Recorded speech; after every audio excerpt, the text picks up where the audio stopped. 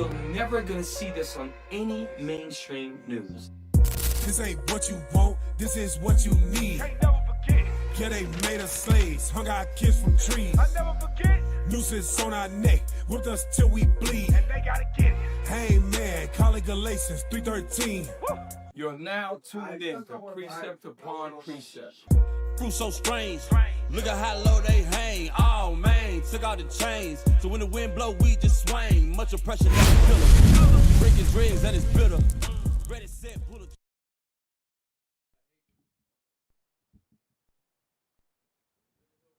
We are not a hate group. We are not affiliated with any other Israelite group.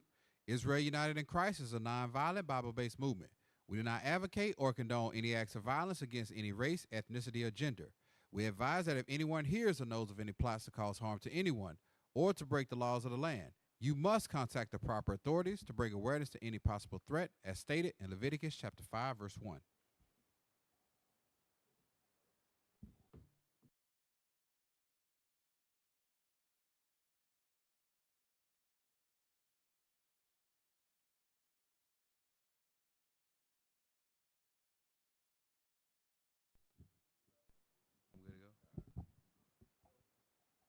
Hey, Shalom Israel. Welcome to another edition of Precept Upon Precept. We are your hosts. My name is Captain Shem. Officer Micah. Officer Yasa. Officer Mikael. And tonight we have a very show that is very, what's the word I'm looking for? Up to date, all right? So like we do every week, I want to plug Booster Club real quick. There you go. Shout out to Deacon Malachi, always does that. Booster Club. Right now, we have missions going on right now throughout the year, not just Passover, throughout the year. We got so many missions, I really don't even know what number we're at. It's ridiculously high. And the reason why is because of faithful brothers and sisters like yourselves, who some of you do not even live near a school, but you believe and you put your monies, your funds, where your mouth is. That shows your faith, and we appreciate you. And we know that it's God that's putting it on your spirit to do so. So we know it is of God, and we thank you. So without further ado, we're going to go right to the Watchman Report with Officer Micah. Stick around. You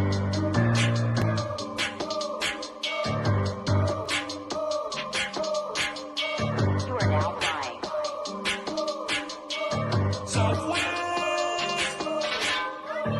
We the sons of God, we don't back down.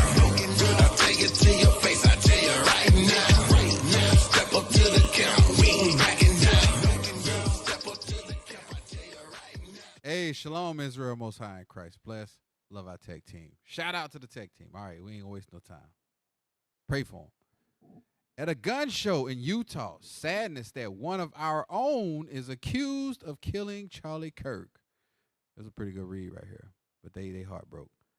All right, Hannah Abner declares F ICE and free Palestine during Emmy acceptance speech. And it cost her $10K. I wonder if they're going to say what church she belonged to. Next article. Dozens of officers injured as up to 150,000 joined Tommy Robinson rally. This is getting crazy out there throughout London. So y'all check this out. You can't mess with the prophets and expect nothing to happen. We are in a gigantic price bubble.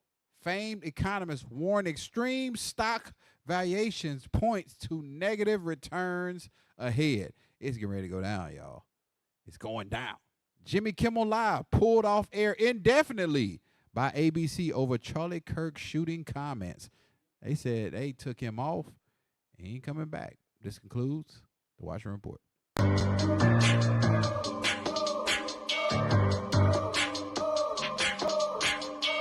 You are now flying.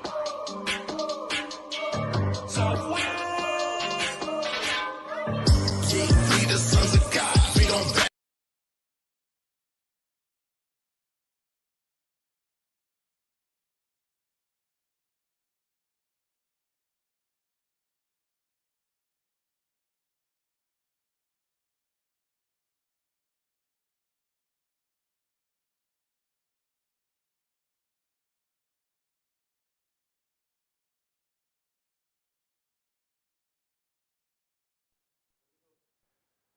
All right, Israel. Welcome back. Precept upon precept. Late show Thursday. Can they hear us? Okay. So we have the thumbnail. Let's get into it. Israeli rogue state unites the Ishmaelites. As you can see, we have a figure that represents Netanyahu with the Israeli flag draped over his shoulders, staring down the United Arab Front, the Ishmaelites. And as you can see with this moving thumbnail, the map is cracking as he walks and he falls into the cracking map, showing Israel's imminent destruction. Hey, you know what I noticed also? If you look the way they did the lightning and you see how they have their hands are lit up and they're united and their position is not one of subservience. How they're standing, it's like judgment. Get me Genesis 16. AI is incredible. You know, we're coming. That's why I shout out to tech team. All of the tech team in IUIC, men are stepping their games up, as they should. We have to evolve. Bishop Yawasop always says, when you're not progressing, you're stagnated. You could be doing the same thing. If you're not moving forward, you're stagnating. If you're stagnating, you're not growing. Okay? So get me Genesis 16. This is the book of Genesis, chapter 16 and verse 12. And he will be a wild man. His hand will be against every man, and every man's hands against him. Hey, real quick, go to verse 11. I'm going to show you something. This is heavy. See if we get this. Read. Verse 11.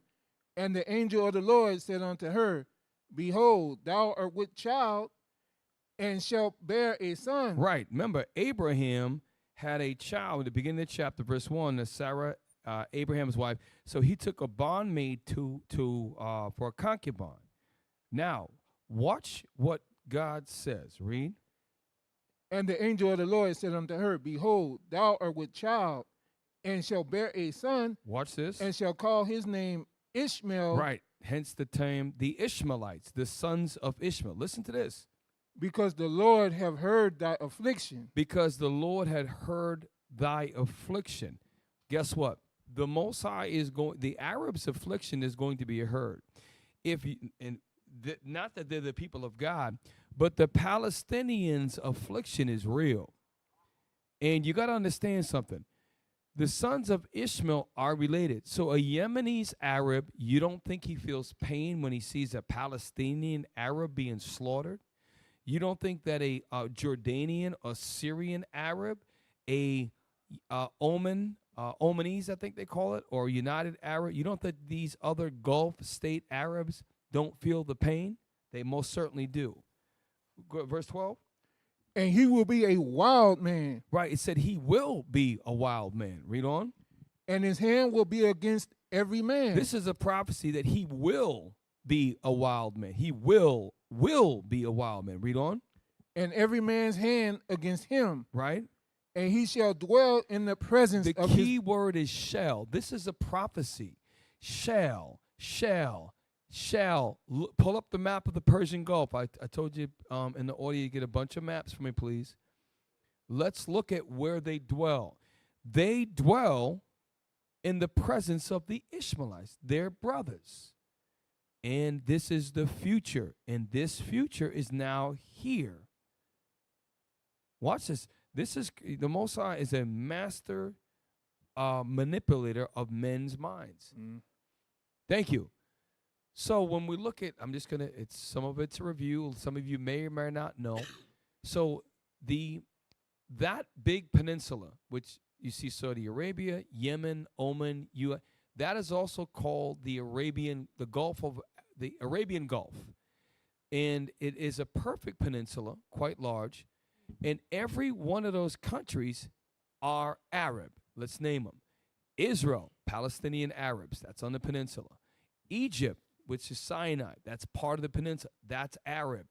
Iraq, Arab. Jordan, Arab. Syria, Arab. Kuwait, which was always part of Iraq, Arab. Saudi Arabia, the name's in it, Arabia.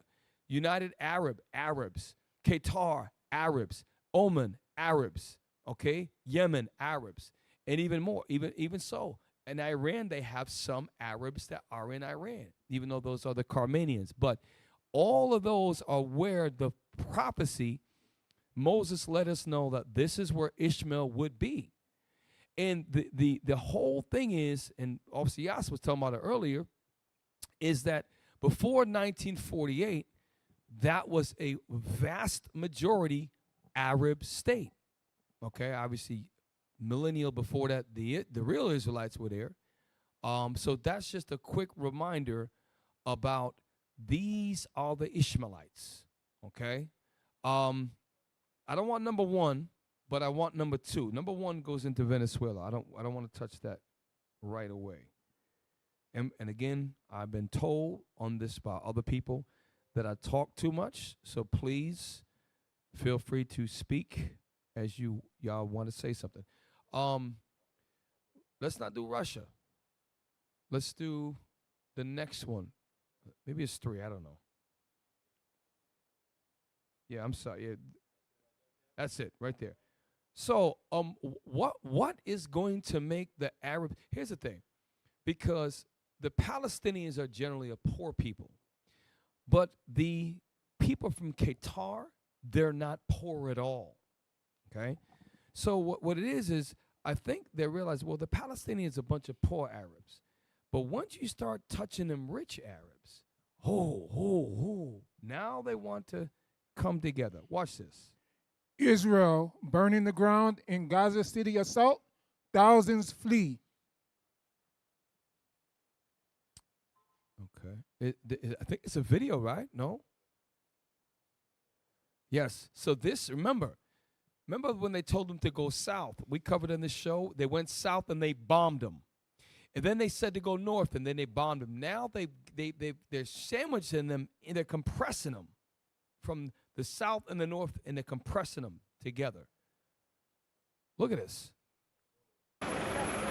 Another exodus for Palestinians. But there's no promised land, just more displacement, more bombing, and more death. This man lost his wife. There's no life after her. Oh God, take me with her. She's gone and left me alone. Take me with you. Oh, Abdullah, take me with you. Pause real quick. Please look up the word Nakba or Nakba, because that was what they did in 48, and this is what's going on right now, probably to a greater extent. Look that up. Have that ready when the video stops, please. You can play the video. I'll look for it on the side. The Israeli military is expanding its offensive on Gaza City, calling it a combat zone. But to Palestinians, that means nothing. They've seen every part of this narrow strip bombed over the last 20 months. While many flee, others are being pulled from under the rubble. Hospitals are overwhelmed. Dirt and shock cover the faces of patients, holding hands, Pause the only real quick. comfort they It's have prophetic. left. It's prophetic. Go back to Genesis 16:12. Tell me that Ishmael not being afflicted. Think about it. And he shall hear. That happened with Hagar back then. It's going to happen again, and that's why the whole thing the Lord got set up. Now, those are not God's chosen people. Now, some of the Afro-Palestinians are God's people. Get Genesis 16, verse 12. We're going to read 12 again, and I want to read the Nakba. This is the book of Genesis, chapter 16 and verse 12. Y'all at home understand that God is a master, and he creates things for us to see. Read. And he will be a wild man, and his hands will be against every man, Right. and every man's hands against him. Right. And that's why you have suicide bombing. Allah Akbar before they go boom. Read. That's it? Okay. Because, and he shall dwell in the presence of all his brethren. That's the point. He shall dwell in the presence of all his brethren. In verse 11, I think what it was, he said, and he heard Ishmael's affliction.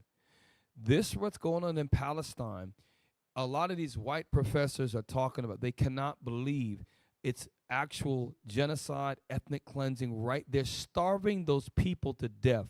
You got white nations, the Irish and the Scottish and people, and they can do nothing about it. That's because God is hardening the heart of these these Israeli and Edomite hearts of the United States. Okay, read Nakba, and then please, I need you men to say something. The Nakba, meaning catastrophe in Arabic, refers to the mass displacement of Palestinians during the 1948 Arab-Israeli War. So, Cap, Yes, one sir. thing that's going on is the Israelis and dug a hole where they have to genocide all of the people around them, because in the future their grandchildren and children's children will have to face those people. So they know that what they've done will not end today. These wars have gone on since 1948. They've tried to eliminate all of the Palestinians, and their whole plan is not just to eliminate the Palestinians, but all the Arab nations that's around them. Even Egypt, all of those, they want to eliminate them. So that's why you see such fierce fighting. Now they're going to go door to door. They're trying to do a complete elimination of all the people. The problem is those Arabs have already spread throughout the Middle East. They're not just at that area anymore. So their children are going to come back and avenge the loss of their people. That's why they don't feel any mercy when they starve Palestinian 12-year-olds. They don't have no mercy. No mercy. They have no mercy. And God is allowing that to happen. Real quick, again, chime in as y'all want to. Look at number 11. Jump to 11 because this happened, it was either 12 or 14 hours ago. Not just the Gaza, that they're bombing the country to the north, which is Lebanon. They've been bombing. They had a war with the doggone, what the hell are they called? Hezbollah. Thank you. Read that. Lebanon PM Solomon slams Israel after fresh attack on southern Lebanon. So that's Prime Minister Salam. Okay, slams Israel after fresh attacks. That means, what is the date on that? We see the date on that? I think that's today. September 18th? So these Israelis are attacking Lebanon again today. But they had a ceasefire, a peace agreement. They made a peace agreement. That they did the peace agreement long enough for them to get more resupply rockets and munitions in. That's what that was. Like, hold on, we need more bombs. And I know that one of the issues with the Arab nations is a lot of them are strung out on the fact that they use the Western world's equipment, the military equipment, to fight amongst themselves, right? Like Saudi Arabia, they get their equipment from the United States and Britain, all of those places. So they don't dare step up to fight Israel off because they all are on that nipple of the Western world.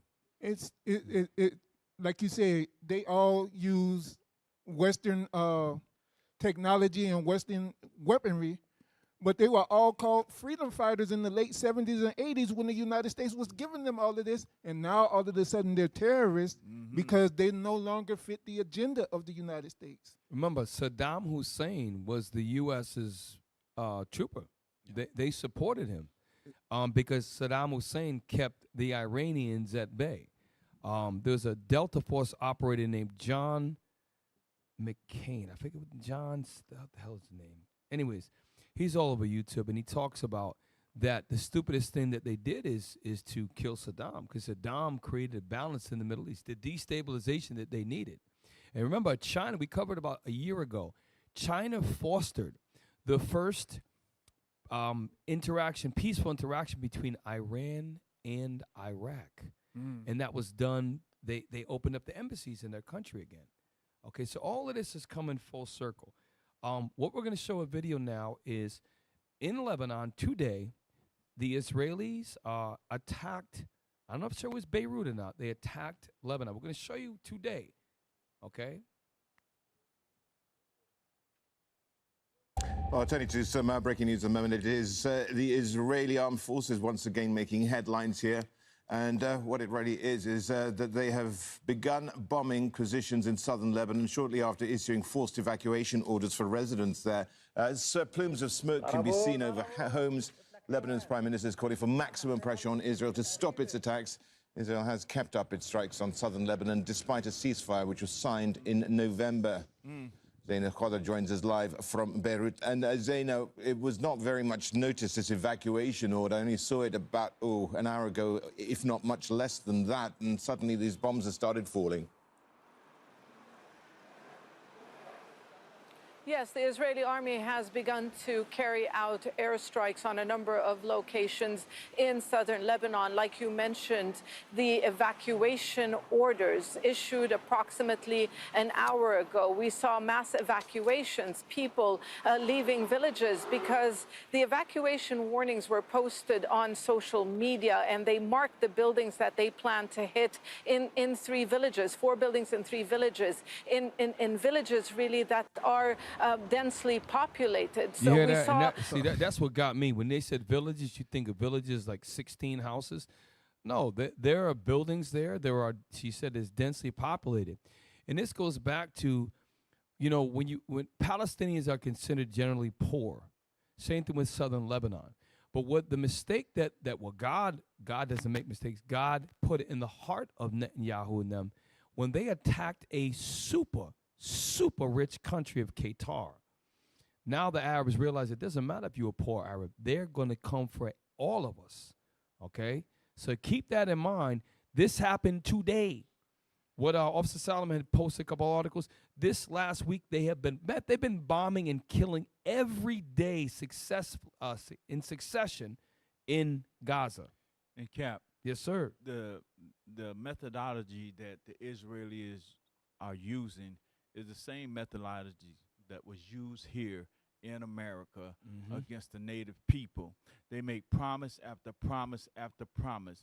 There's no promise that they ever kept here in the United States. And we're seeing that today they're trying to stir up a reason to go back on many of the things that the so-called African Americans got here. And so there's no difference. They make a promise, they break it, they kill people, they take more. It's more colonization. It's the same thing as apartheid. That's what they're doing. Can we get Psalms 55 and 20 to off Siasa's point?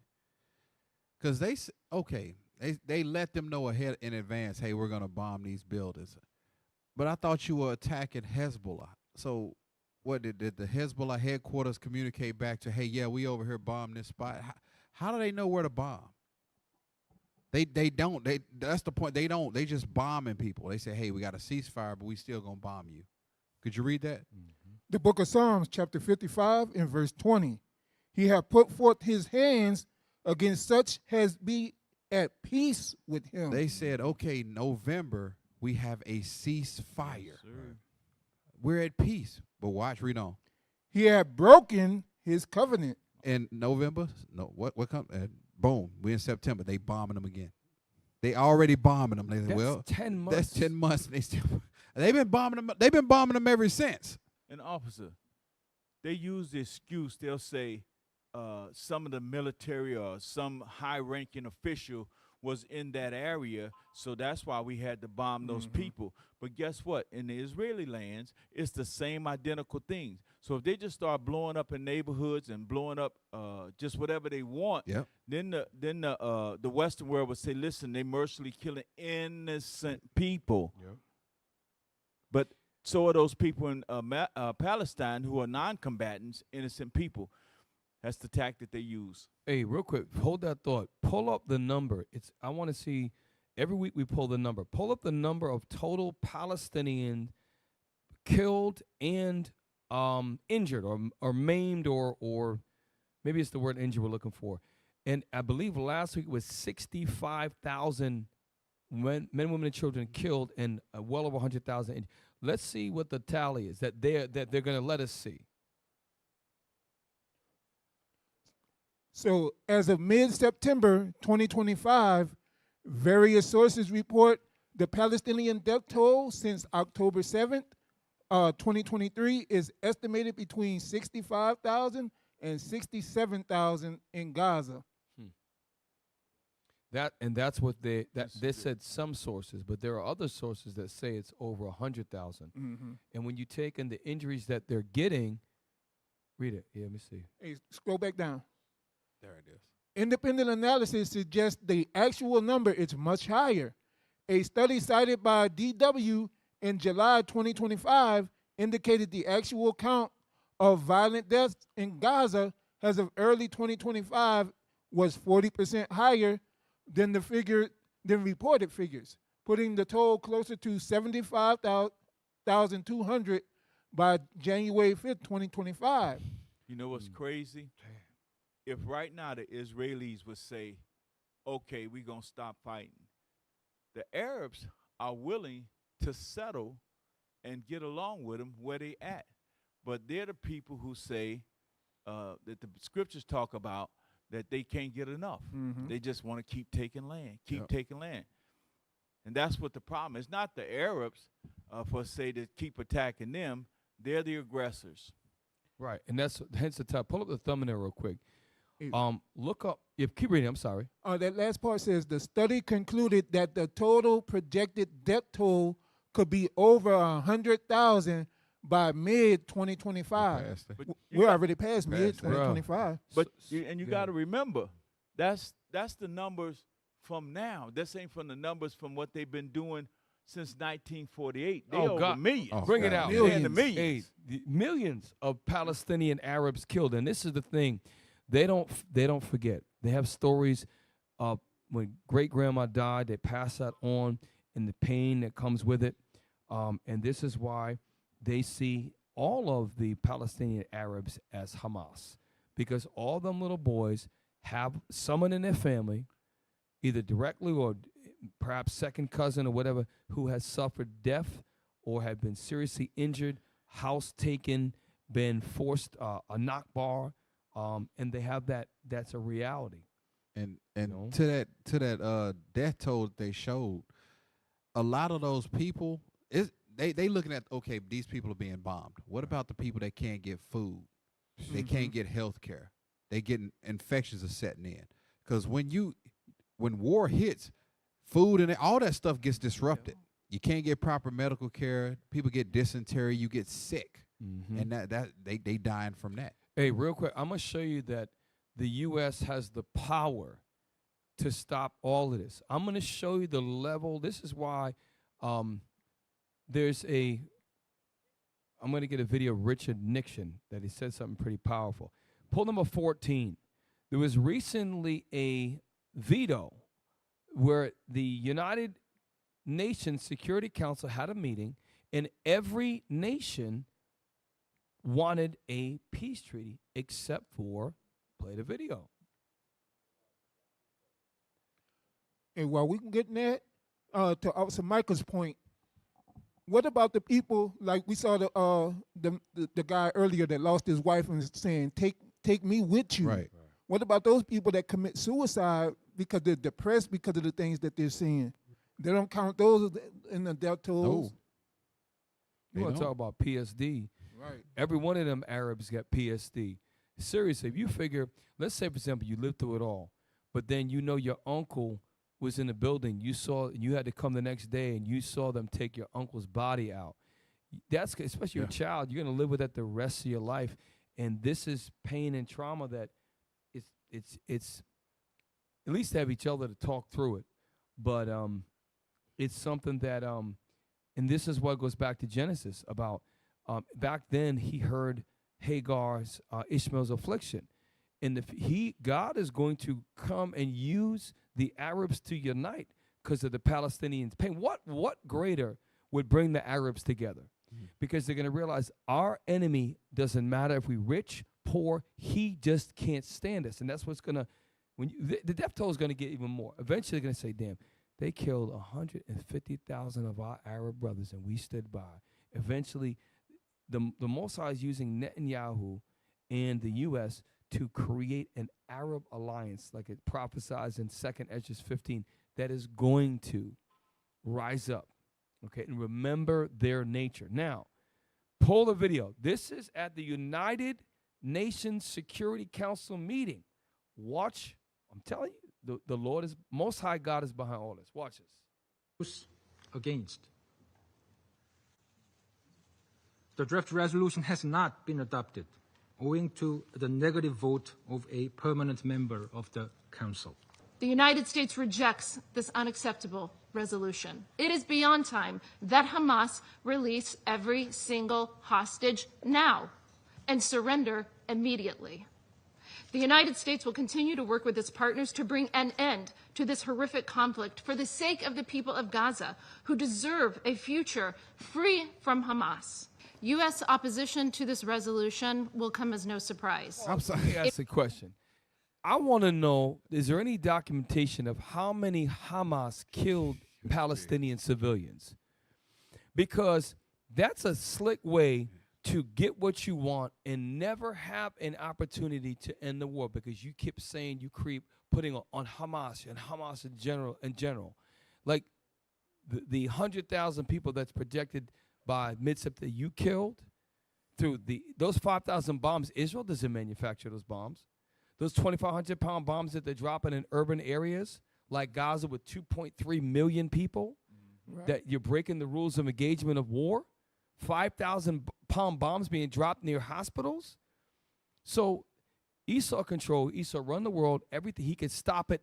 That one veto shut it down. Or everybody else voted for a what it was, a resolution, a peace, something. Pull that back. I don't want to get the word wrong. Cap, it's like the same thing. They were like, yeah, we're not leaving until we find those weapons of mass destruction. Right, it's the same. Where were they at? People walking around marching like, yo, it's ain't nothing but sand and camel spiders out here. And Dudes with officer, shovels.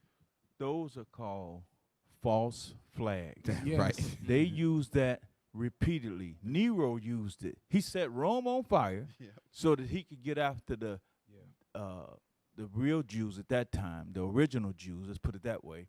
And they use false flags, and we see that starting to happen right here. They're looking to put the blame on minorities, whether they be from South America or those here in America. They looking to make a statement that they're the problem, they're the issue, they're causing issues, so that they can begin to change laws, right, and be able to go back in time, make America great again. So internationally, they call it a war on the drug cartel. Yes. Locally, it's the war on crime. And they just sent National Guard to Memphis. Memphis, Tennessee is probably the blackest city. Anybody ever been? Memphis is a black city. Like Jackson, Mississippi. Actually, Jackson, Mississippi is 85% black. Memphis is a very hardcore, deeply rooted in slavery. Many of the huge slave population in Memphis. And it's a very, very black city. And Trump just is ordered Memphis, and he's also, there was talks about New Orleans, believe it or not, and then also D.C. and Chicago. These are all very black cities. New Orleans is a very predominantly black city. Memphis, black city. D.C., they call it Chocolate City. Chicago, Cook County, the largest population of black Americans in all of the United States, as in Cook County, which Chicago is the major place within Cook County. So then outside, it's a war on the cartel. They're bad. They're bad. Well, my question is, why aren't they going for a country like Nicaragua? Well, Nicaragua doesn't have the oil that Venezuela does. Why are they not focusing Uruguay or Paraguay? Peru. Peru. Yeah. It's because of the resources. So play the rest of that veto. It fails to condemn Hamas or recognize Israel's right to defend itself, and it wrongly legitimizes the false narratives benefiting Hamas, which have sadly found currency in this. But you got to be able to decode what they're saying. Israel defending itself? Israel's on the offense. They're not on the defense. They're out there attacking people every day in every direction. So this is what's mind-boggling for me, right? Is they're saying that they want to veto this ceasefire to liberate the Palestinians from Hamas, But Israel is bombing all of the Palestinians because they say Madness. all of them are Hamas. Yep. It's madness. Let's It's total madness. somebody make sense. We've played videos of Israeli classrooms where they're talking about like dogs, the Palestinian people, like little dogs. We've shown videos here where they make jokes about Palestine, but the Israeli make jokes about they paint their faces like Palestinians will put a rag over their head. The general consensus about Palestinian Arabs that we've shown on the show is that they despise them, and it represented in their leaders as well. Is that in on that? Okay, so before I want to get to McGregor after the break. So this is the reason why they are able to bomb everybody. How could a country that's that small have that much power, like FCS says, to bomb everybody? It's because they have the backing of their big brother, the United States of America. And actually, they control their big brother. And I'm going to prove it to you, number 10, Richard Nixon. Richard Nixon said something very heavy, and he said it in a subtle way that was, if you knew back then, he probably had a lot, and that was probably why he got put out with Watergate and the whole big deals, because he said things like this. Okay, watch, because they set that dude up. Watch what he says about the Israeli lobby. Something about what is called the Jewish lobby in this country. Their belief is that being for Israel first, that does not mean you're putting America second. An American president, however, has to approach it in a different way, in my opinion. He's got always to think first of what is best for America. An American president must make a decision that does not, in effect, give the Israelis a blank check. And one example of that is a decision that I made. I decided early on in our administration that we were going to seek good relations with Egypt and others of Israel's neighbors. Many of my Israeli friends didn't like that because they wanted a special relationship with Israel and Israel only. How'd that work out for you? Exactly.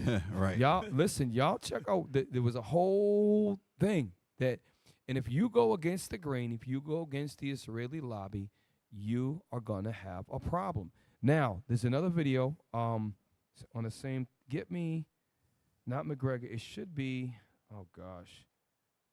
It was one that I put up. Maybe I didn't put it up. Oh man, I hope not. I didn't put up. Damn, I didn't even save it. Let's go to number, not Gaza. How did I lose that? Lebanon, not McGregor. Go to, somebody say something real quick.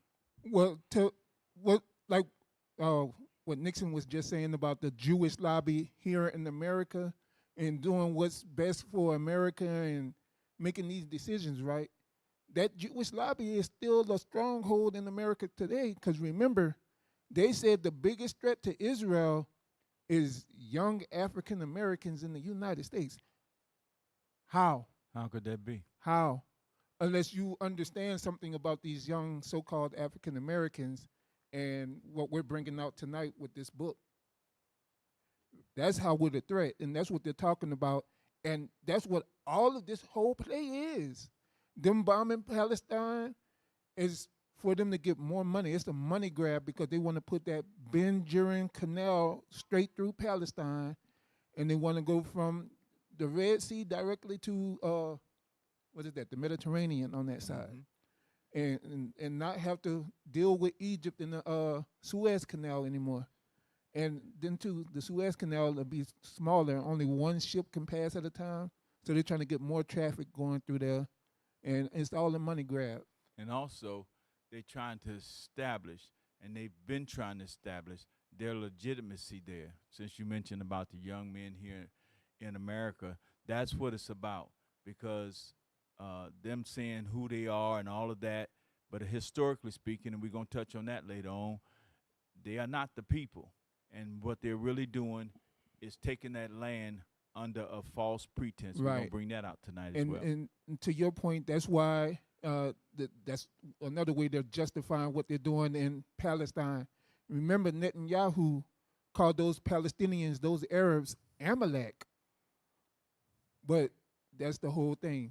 Esau, Amalek, is going to act like they're not Amalek in order to hide who they truly are.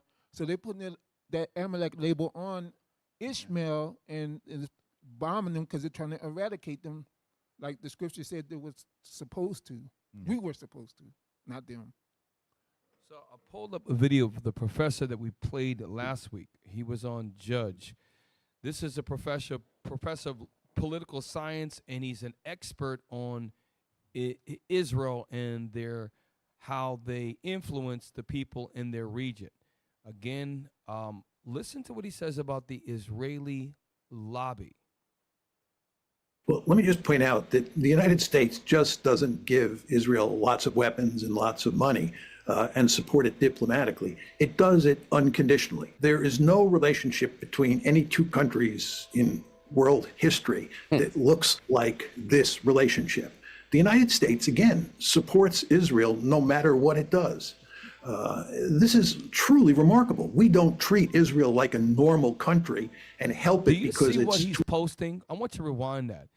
Where do you get figures like this? The Israeli lobby was also called the Jewish lobby. And by the way, this is not IUIs. These are professors who have PhDs that are saying it. We're just playing things that were researched. And why would they come up with this? And how does a congressman or a senator who makes 190, 180 grand a year end up being a millionaire, tens of millions of dollars? The math doesn't add up, but it adds up if you look at it like this. Watch this. We can, as you rewind it, is that the first one? Okay, we're going to stop. Let's read each one. Adam Schiff, U.S. representative, he's a Democrat, a U.S. Senate candidate. What is that, six? I think it's California. CA may be California. Yeah, 6,203,000 received from pro-Israel lobby. So this goes back to the point that the Professor Mersheimer mentioned, is that it's not party sensitive. He's a Democrat. Let's see if any Republicans take any money. Let's see if it's maybe it's just the Democratic Party that takes it. Play on and then stop and pause. Truly remarkable. Wait, another Democrat. Maybe it's just all the Democrats. Read. Brad Sherman, U.S. Representative, Democrat, California, 685,193. You know, that'll pay a bunch of cars off, pay a house off. So would that maybe cloud your judgment as an elected official if you take a small fortune, which if I took that 685 and I invested in a mutual fund that paid me 7%, that'll be $2-3 million in 7 years or so. Very interesting. Play on. Remarkable. We don't. Oh, so far it's all Democrats. What is that? Debbie Weiserman Schultz, U.S. Representative, Democrat from Florida, $950,854. That's almost $1 million. You know what's about her name? It's got that Jewish in the middle, and then the German at the end. And so you're gonna see as we go on doing the classes that there's a big connection, because a lot of the Germans Americanized their name like Trump did, and so it's gonna be interesting to see that the same people that they claim there was genocide in them. We know some died, but they really are one and the same. Go ahead. Treat. Go back one. We missed one because we no matter what it does. Democrats. And we missed some in the They had Joe up there. I saw Joe. Go back, get Joe. Yeah, smoking Joe in now. Right hey, there. Bam. Ooh, wait a Wow. minute. Joe Biden. Wait, hold up. So how is it? This is how we know that there is a deep state, and the deep state is much deeper than the people that you think that we elect through the college electoral process. Joe Biden, Joe Biden was a senator for many years. Joe Biden is a Democrat. 11 million. Do me a favor. Type in what would be the interest if you put $1 million in the bank at 7% interest. And you know, the Democrats making a big deal out of the money that Trump received, but now we're starting to see this is on a different level. All of them are receiving money. They all selling out. And they can't deny it. AIPAC is such a remember, they would have senators and reverends and pastors fly to Israel to give them tours of many different things to sway their opinion. Look at that. So if you put $1 million in the bank at 7%, you make 70. Simple math. So imagine the interest alone that Joe Biden made on the money that the Israeli lobby has paid him over the years. $11 million is, you could live off the 70 grand. You could live off the interest of $1 million. Nice. Pretty nice. Pretty nice. Yeah. Plus, he still got his regular salary. So showing you the power of this Israeli lobby. Play on. Pause quick. This is. Go back. Get Hillary. Oh, Hillary in there. I know it's hard. Hillary Clinton. Wow. Over $4 million. The pro-Israel. Now, these so far they are all Democrats. But I think you're going to find out that there are many noteworthy and notable Republicans. Pause quick. Chuck Schumer, another famous Democrat. Chuck didn't get anywhere near Hillary, but 1.72, that's enough to retire off. Oh, yeah. Chuck Schumer. So, again, remember it says that that they are a serpent, right? They're a multi-headed serpent. Yes, sir. They got the same body, they have the same spirit. Just one party is a little bit more different with their thought process, but they're all being paid by the same hand. Next one. Oh, another Democrat. Yeah, $6 million. We read him earlier. Adam, Okay. Shift over $6 million. That's right. Right there. Jared, okay. Makowski, or Moskowitz, okay, which is Polish, over 300,000 received. But that wits at the end, Yeah, ultimately, that Polish, goes back to German. that German origin, yeah. Oh, see, this is Wow. Ted Ted Cruz. Cruz. He's Republican. Good old Ted Cruz. And Ted Cruz, I want to say he's Cuban. His father's, he has a story of a Cuban immigrant parents, and he overcame and became a great, did his bootstraps up. So Ted Cruz, Republican, almost $1.5 million. Spaniard. Father it very well might be Esau. Just showing you that it's y'all gotta really. What do you think? Just people just throw this up to. This is a real force. And here's the thing, it is of God. How else are you gonna get Jeremiah 50? We go over it every class. How else are you gonna have the least of the flock draw the biggest of the flock, the United States of America? How are you going to do this? God has to do these things. God is behind all this. Read. The book of Jeremiah, chapter 50 and verse 45. Okay. Therefore hear ye the counsel of the Lord, that he had taken against Babylon, and his purposes that he had purposed against the land of the Chaldees. Right, that's Babylon. Read. Surely the least of the flock. That's talking about the Israelis, or the Jewish man that lives in Israel. And this is prophecy. And as we go on later on, you're going to find out that they realize, wow, there's nothing we can do to change. And they're going to understand that this is ordained, that we must come together. I'm talking about the Arabs. Read on. Surely the least of the flock shall draw them out. Surely he shall make their habitation desolate with them. Right. So that shows you that this is prophetic. Now, when we go into break. All right, so this is what we're going to do. We're going to go to break. We're going to have, Osias, you got your book review? Awesome. Come back. Osias is going to get into his book review. Y'all know y'all look forward to that. And then we're going to do the second part of the show. We have I got a timestamp from Colonel McGregor. He really breaks down certain aspects for tonight's show, and then we will be back. So y'all stick around. Don't go anywhere. Shalom. I got the power. Come on. And the whole world in my hand. You don't want none of this. Power. My hand is warm.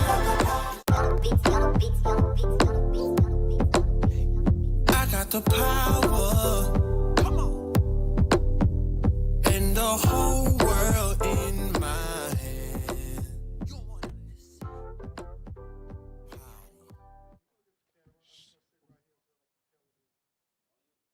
Shalom, Most High in Christ bless. We're gonna get right into the book review.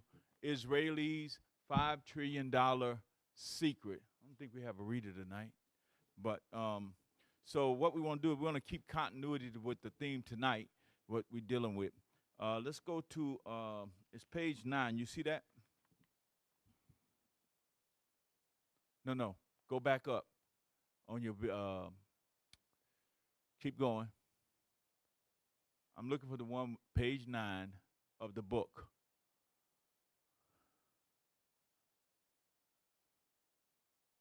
Give us just a second.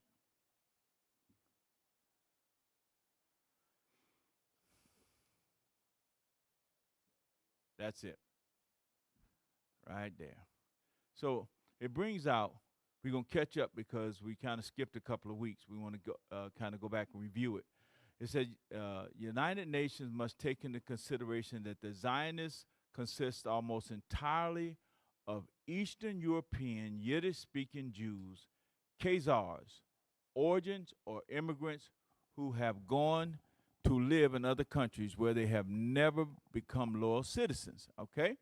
So what we want to kind of get to the point of tonight is the fact that the reason that we have that turmoil in the Middle East is not because the Jews believe the Bible and the Palestinians believe the Quran or they're Muslims. Actually, it has to deal with resource, and that's what this book brings out. This $5 trillion secret. What is going on is positional, geographical positioning. That's why we're helping them fight. So now we want to get to the part. Well, let me read down here where it says, the $5 trillion chemical and mineral wealth of the Dead Sea is the real reason why the Zionists wish to make Palestine into a Jewish state. This is Freeman's emphasis, and this is the writer saying that. A little notice, if any, has taken of what is the underlying cause of the present situation in Palestine. It is incorrectly supposed that the existing situation results from the question whether the Arabs or Jewish community is to be preponderated numerically in the country.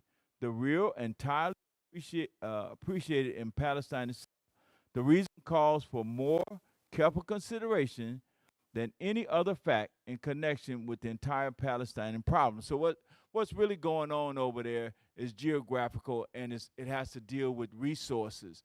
Being in the Middle East, it gives the Western world a foot in all of that oil and stuff over there. That's what we see, all of the going back and forth of fighting the different nations. It's about resources.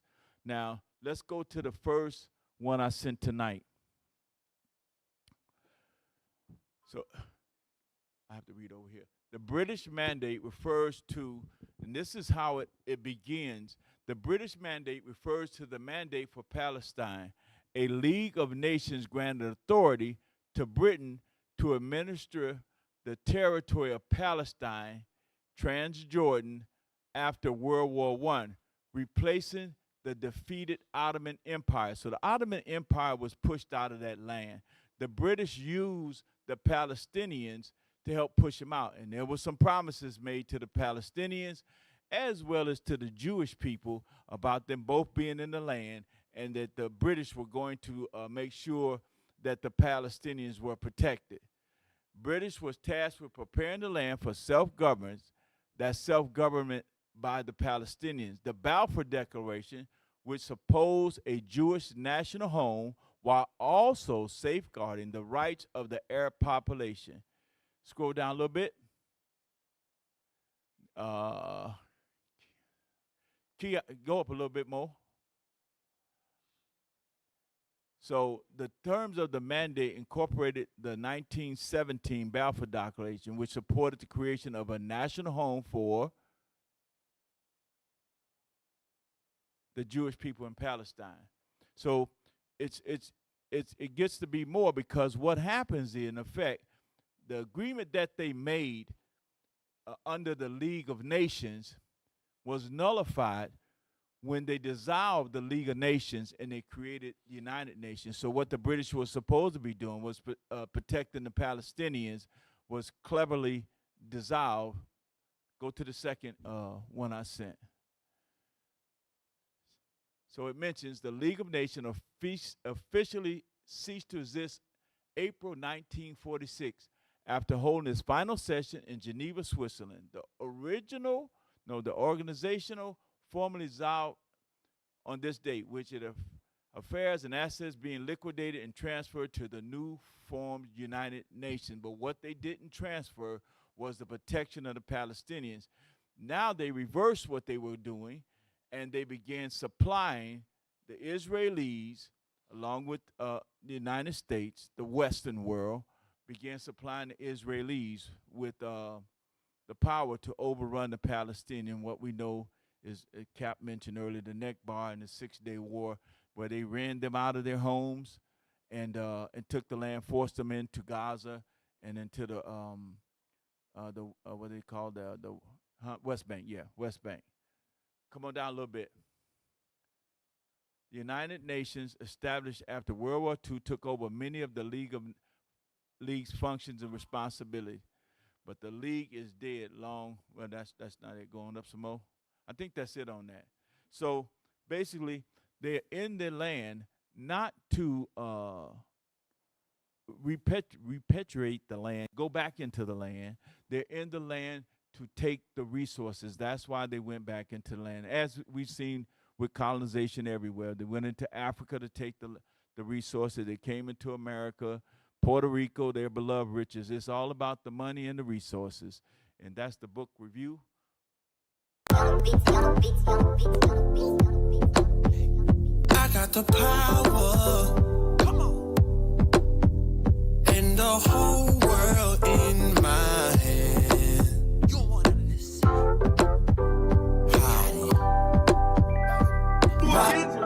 Hey, Shalom Israel. Most High Christ bless. Like and subscribe. IUIC New Orleans, subscribe. Go to our YouTube page. Help us to grow. Comment, like, share. What's going on? Make it happen.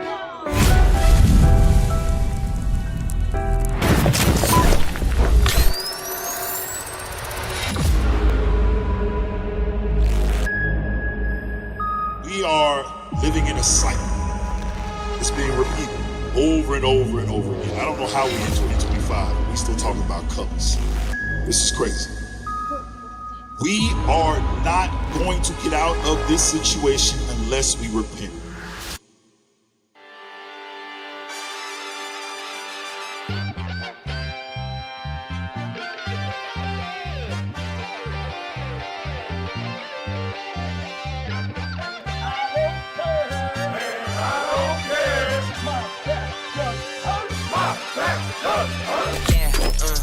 Need to catch for a minute. Got about 1,000 poppers, so you know that they're repentant. It's 2023 and they still with it lynching. But we still didn't repent, man. I don't really get it. Cooking up and seeing like some pots in the kitchen. God warned you and you still didn't listen. He gonna open up the book, your name not getting mentioned. Whoa. All the brothers you see in purple, we ain't out of this yet. We don't come to you like, oh man, we gotta figure it out, man. It's a wrap. We got this. We good. No. We gotta continually reform the way that we think, and we got to continually fight off the damn devil so that we don't fall back into our old ways. Y'all understand that?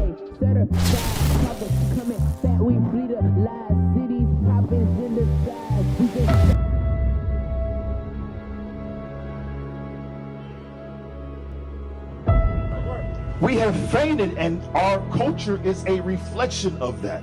Everything that we do as a people somehow involves going against the laws of God. Why?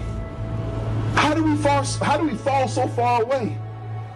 We forgot that our true love and joy is here. Not in doctrines, not in opinions and feelings, not in religions, but in the Word. Brothers and sisters, come on. We must wake up. We must come back to who we are. We are the Israelites, brothers and sisters. We the chosen people. But for some reason, that's something so hard for us to acknowledge, that God chose us and he called us above all people upon the face of the earth. And we must move like that.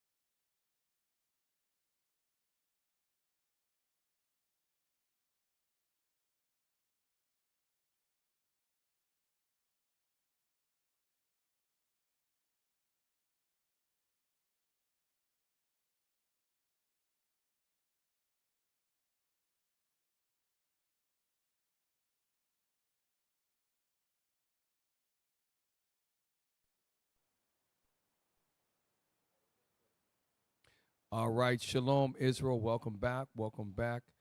Look, as you look at the thumbnail, all right, you can see that there's different flags of the Arab nations, the sons of Ishmael.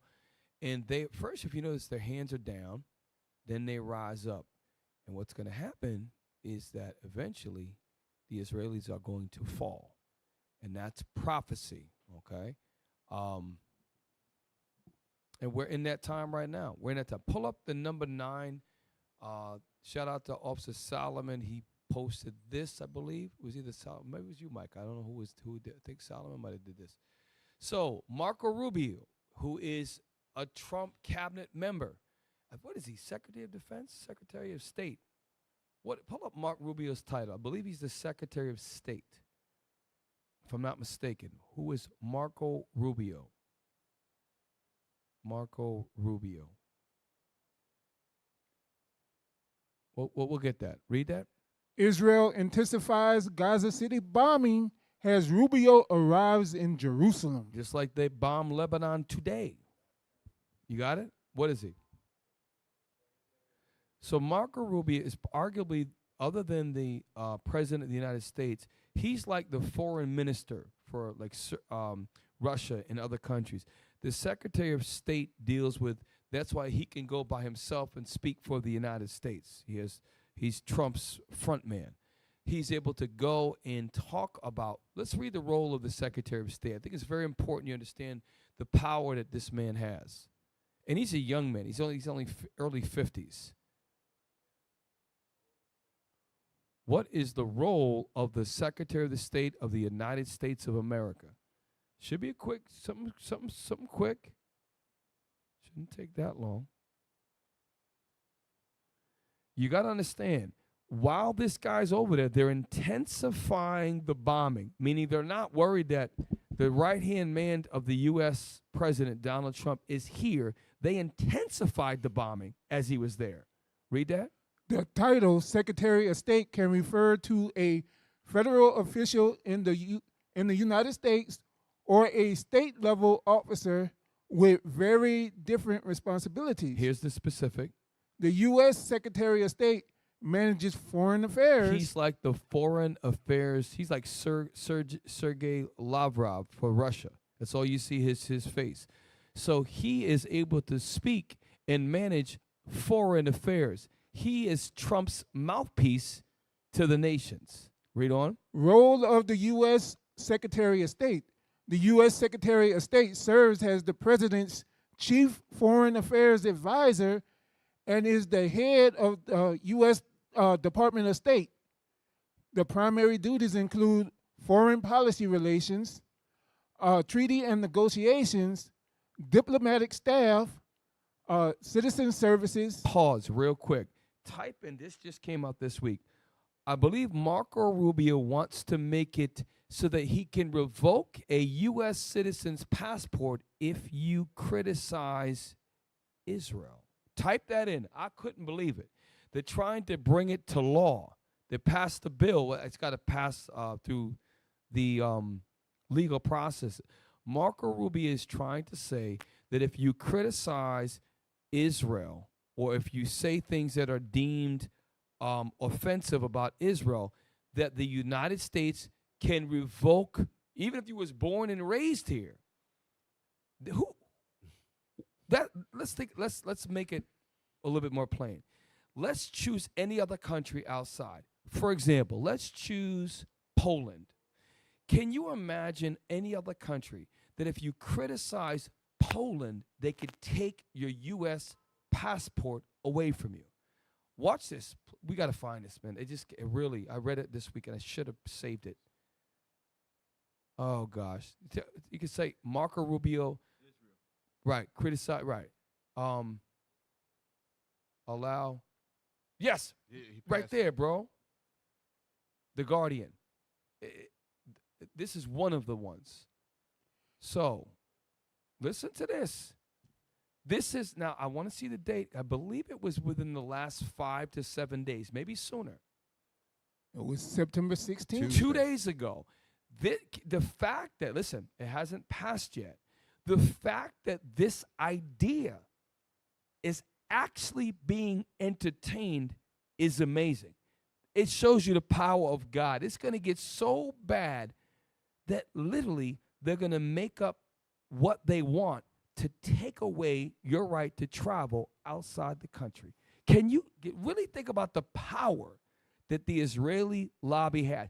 You think the U.S., you think these people in Montana and Idaho and Maine want this? Are you kidding me? Listen, we don't control this country. Cap, this is part of them trying to establish their vision that Israel are the people of God. Mm-hmm. They're trying to push that. Big facts. So this just came to me. I should have posted. Listen, y'all at home, while y'all, and don't get me wrong, everybody in the news is talking about the death of the famous Republican commentator Charlie Kirk. And, murder is wrong. You know what I mean? People in this country should be able to speak freely. But we're realizing that there's something behind that. And a lot of Esau is realizing that they're not in control of their own country. And again, we pulled up earlier, Joe Biden, $11 million from the Jewish lobby. Hillary Clinton, over $4 million. Other officials, hundreds of thousands of dollars, both from the Democrats and the Republican side of the House. Really think, the party rather. Read. GOP bill to empower Marco Rubio to revoke passports draws public backlash. That's why when you pulled up the AR, do me a favor, pull up the AR overview again for the roles of the Secretary of State. Remember, he's the foreign advisor for the United States president. He also has home duties as well. So again, the roles of the U.S. Secretary of State, foreign policy relations, treaties and negotiations, diplomatic staff, citizen services. Stop right there. As a U.S. citizen, I'm not talking about green card, I'm not talking about a visa or pass, I'm talking about a citizen, meaning you were born in this country, sons or daughters of slave, you could be a Polish immigrant, your grandfather came here 60 years ago, you could be a Native American. Well, actually, I think they have certain rights that, because of the reservation, but I wouldn't doubt they change that tomorrow. But you have all these services. One of the major services is getting a right to travel outside of the United States. Can you believe it? Look, it says it right there. Issues passports to U.S. citizens and ensures the protection of U.S. citizens' property and interest abroad. Interest abroad. Interest. If you were to substitute the land of Israel for any other country, Australia, I think Australia is horrible. it's absurd to think that you would speak and give your opinion about something and they could take your passport away. That shows you how much power the Israeli government has over this country. You can't make it up. That goes back to Isaiah. To me, it goes back to Isaiah 14, where it says that he, as God, sits in the seat of God. They want to be God. Tell people who are citizens, where they can live, where they can't live, what their nationality is, who they are as a people, everything. They want to control every aspect of your life, you know. And a lot of, like you mentioned, Cap, a lot of the so-called European Americans, whatever we want to call them, they seeing this as a problem, you know, as well. They seeing that it's too much government control. Right. Go back to that. The Chinese article. Yes, I'm gonna speed it up. I gotta stop saying it. We are gonna speed it up.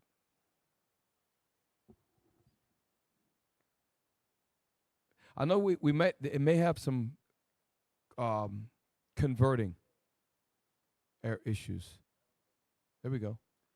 Israel intensifies Gaza City bombing as Rubio arrives in Jerusalem.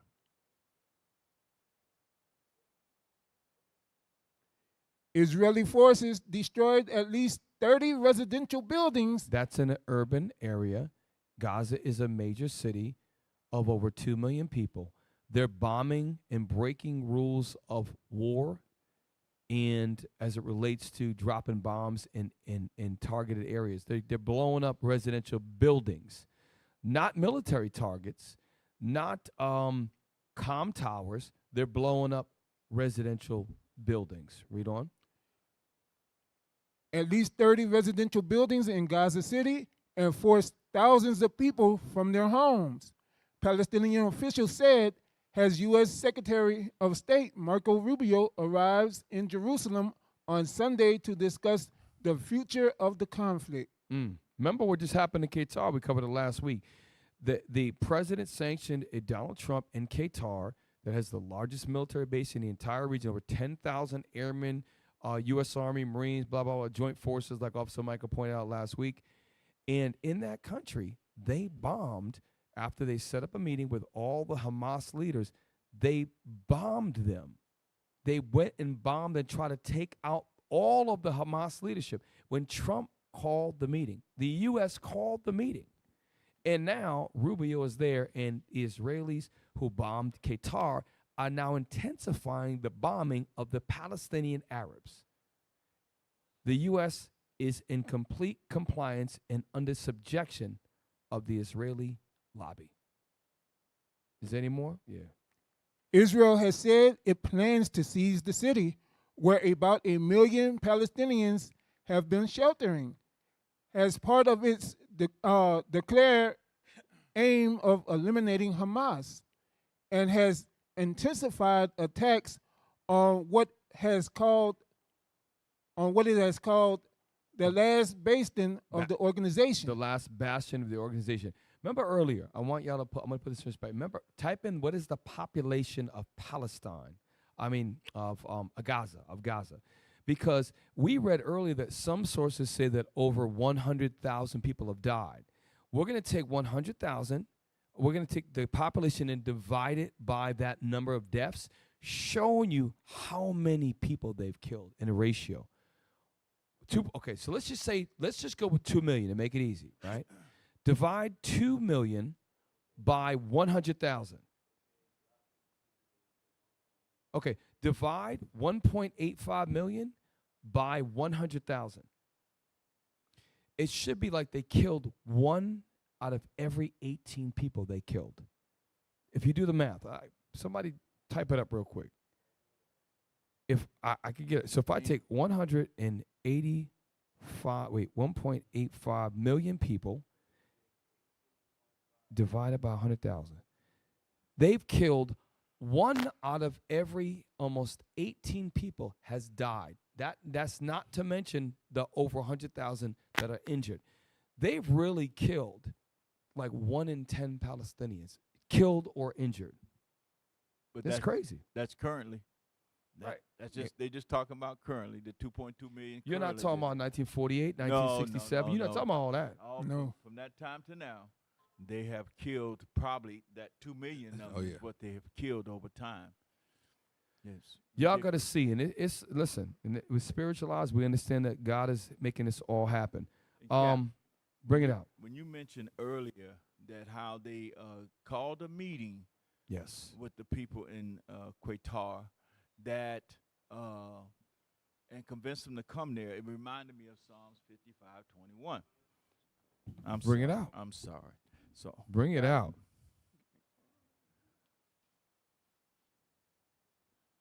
And like obviously, as I said, it's all as we go through the show. You know, in the world, you got a lot of people that are activists and movie stars that are standing up for Palestine. We know that yes, people dying is horrible to see what's going on. This imagery of one show we showed the father. It was an Instagram video or it was a TikTok video that it didn't get censored yet, and it passed through, and people saved the video. A father taking his child, I don't know the gender, and piecing the arm, the head, piecing like a puzzle. It was horrible.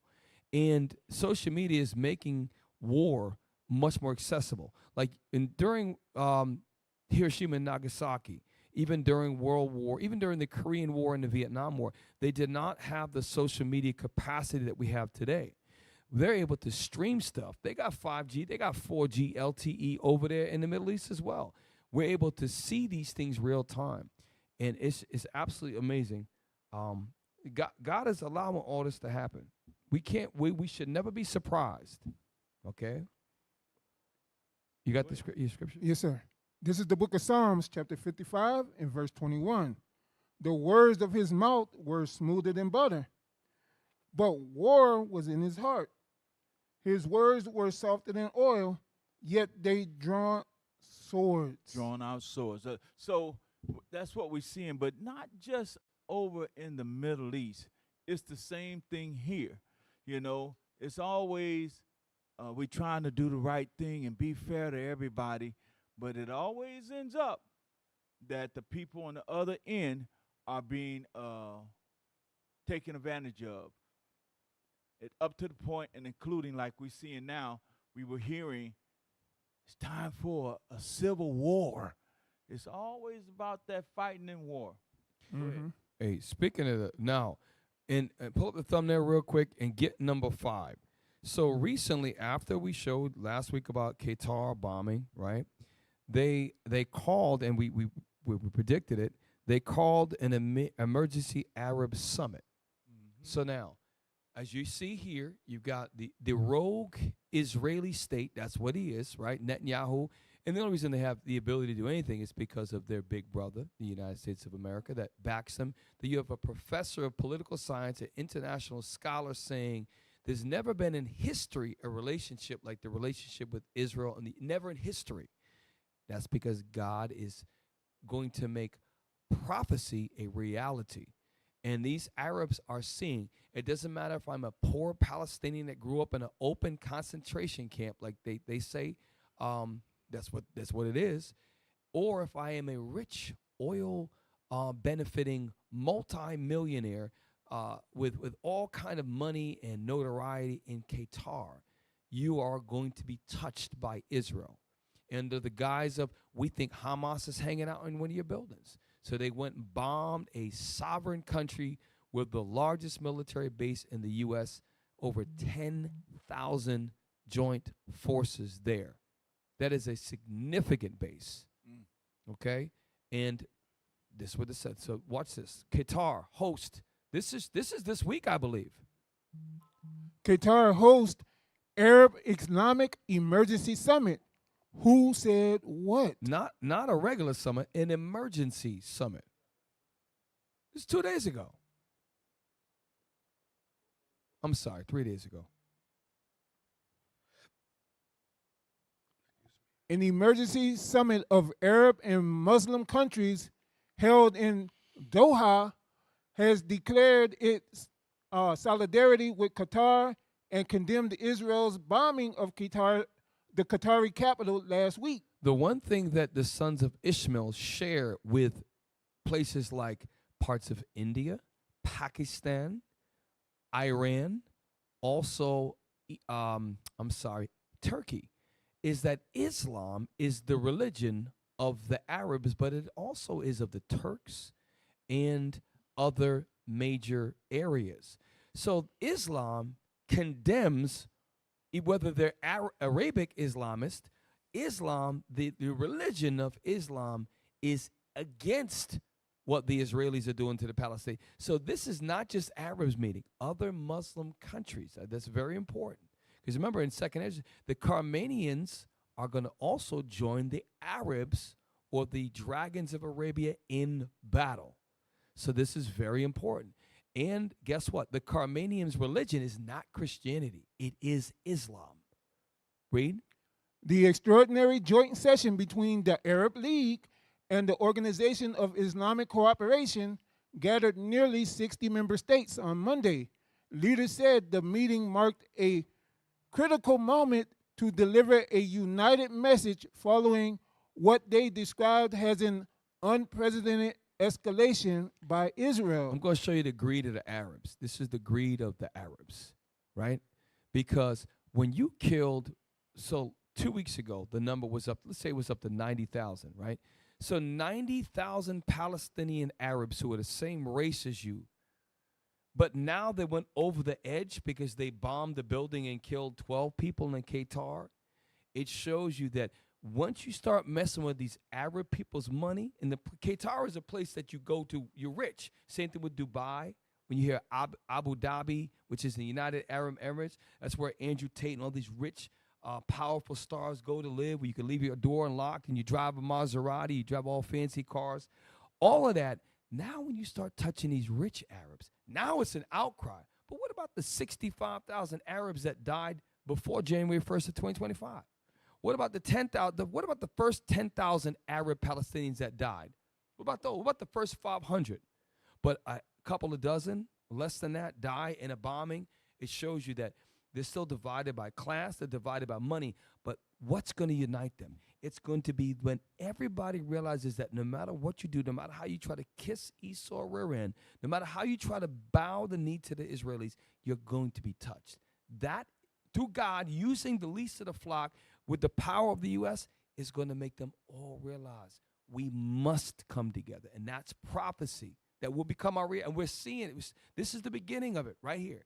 An emergency Arab summit where other Islamic 60 member states met together this week. Not last show was last Thursday. After our show, this week, they met after the Qatar bombing. We're seeing it right now, y'all. Come on. The Israeli attack targeted senior Hamas leaders who were meeting to discuss a United States-backed ceasefire proposal.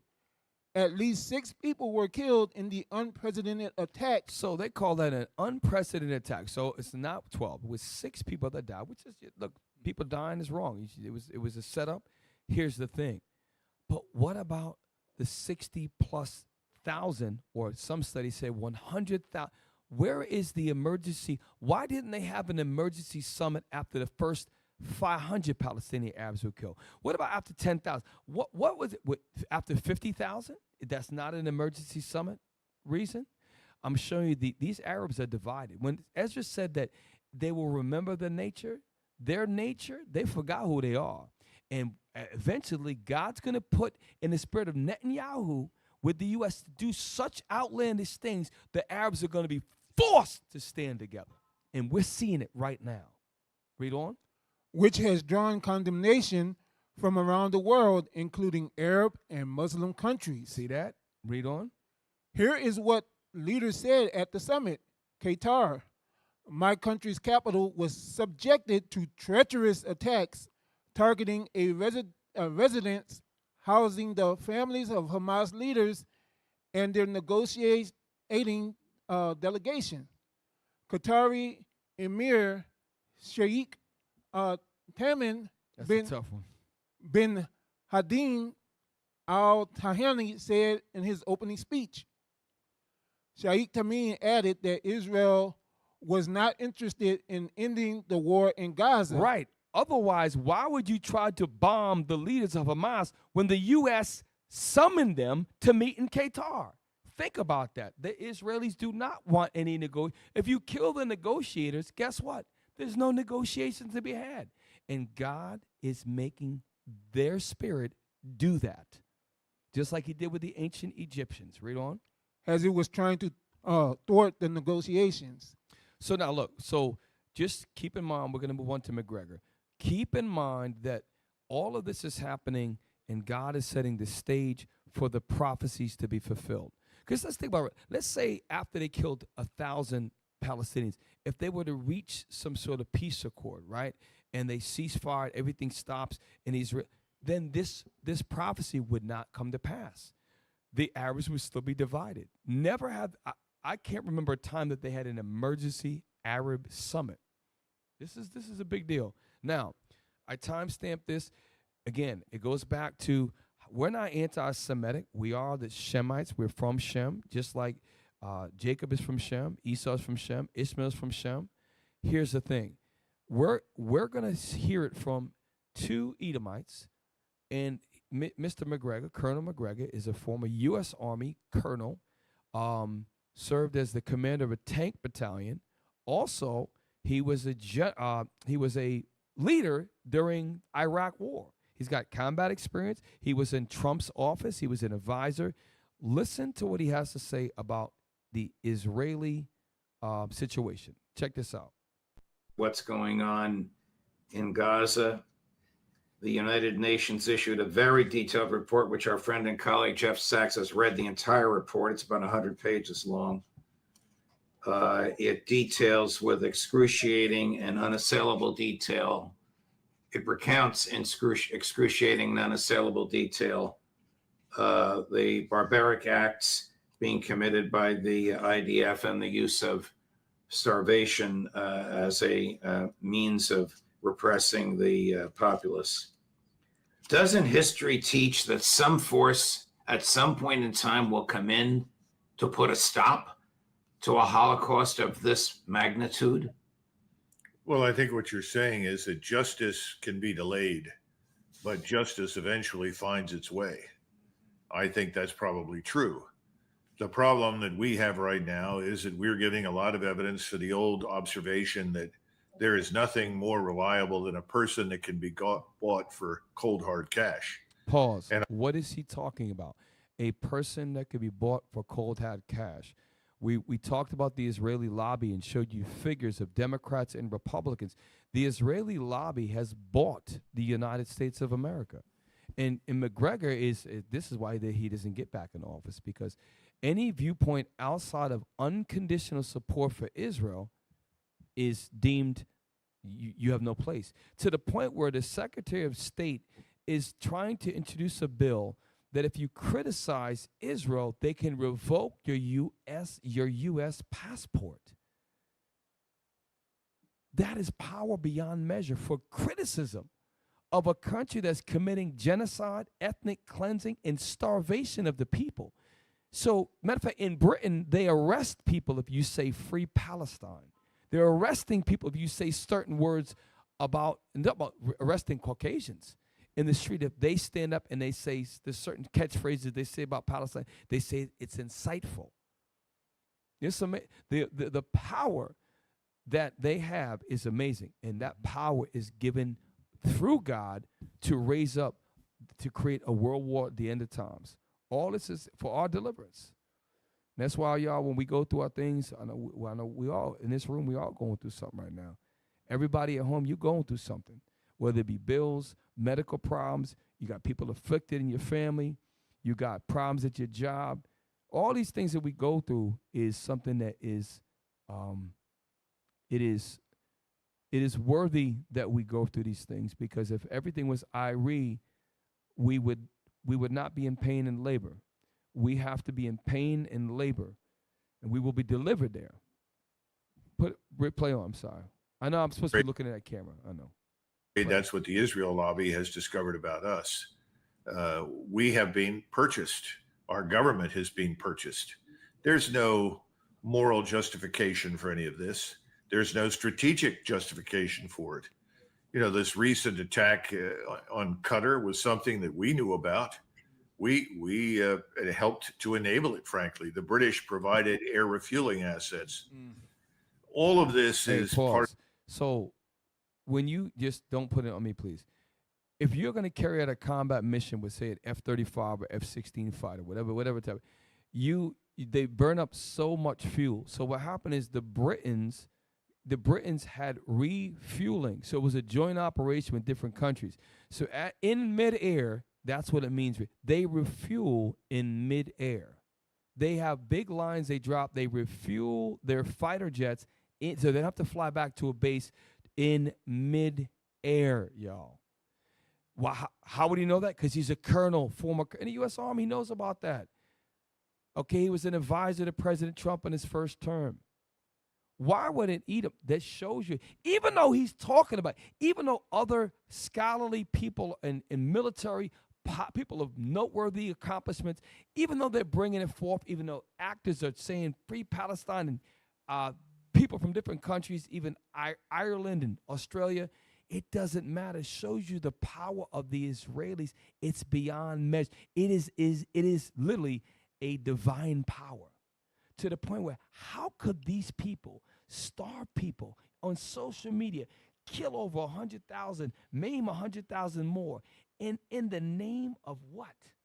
In the name of defending itself? That woman on the floor said, "Oh, this is preposterous. Hamas must turn over all this so the people of Gaza can be free." And they can say that, be the one voice, and shut every voice down in the United Nations. That is a power from God, man. Hey, Cap, I saw. Bring it out, please. The previous article before we jump to the other one, where Rubio was speaking, it said they said they still have 48 hostages on the Gaza Strip, but they suspect 21 of them are dead. I suspect all of them are dead because they done bombed. You can't even find the building over there now. Every upright structure has been laid waste over. They bombing everything. So where's Hamas putting these alleged hostages? They killed them themselves. That way they can continue the war. You can never recover those people. Right. You killed 100,000 for 48?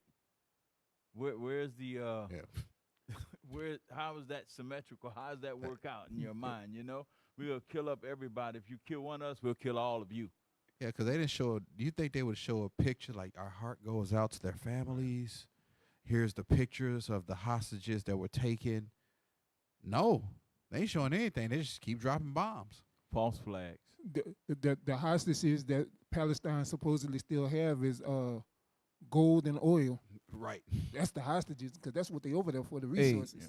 Hey, get that frame is mischief by law. Mm-hmm. Because if I am, and Job says, the earth is given to the hand of the wicked, showing you that if the U.S. was not the most powerful force in the world, then countries that had some moral stance would come together unilaterally for the morality of a people that's being starved to death, to being forced into concentration camps and bombed.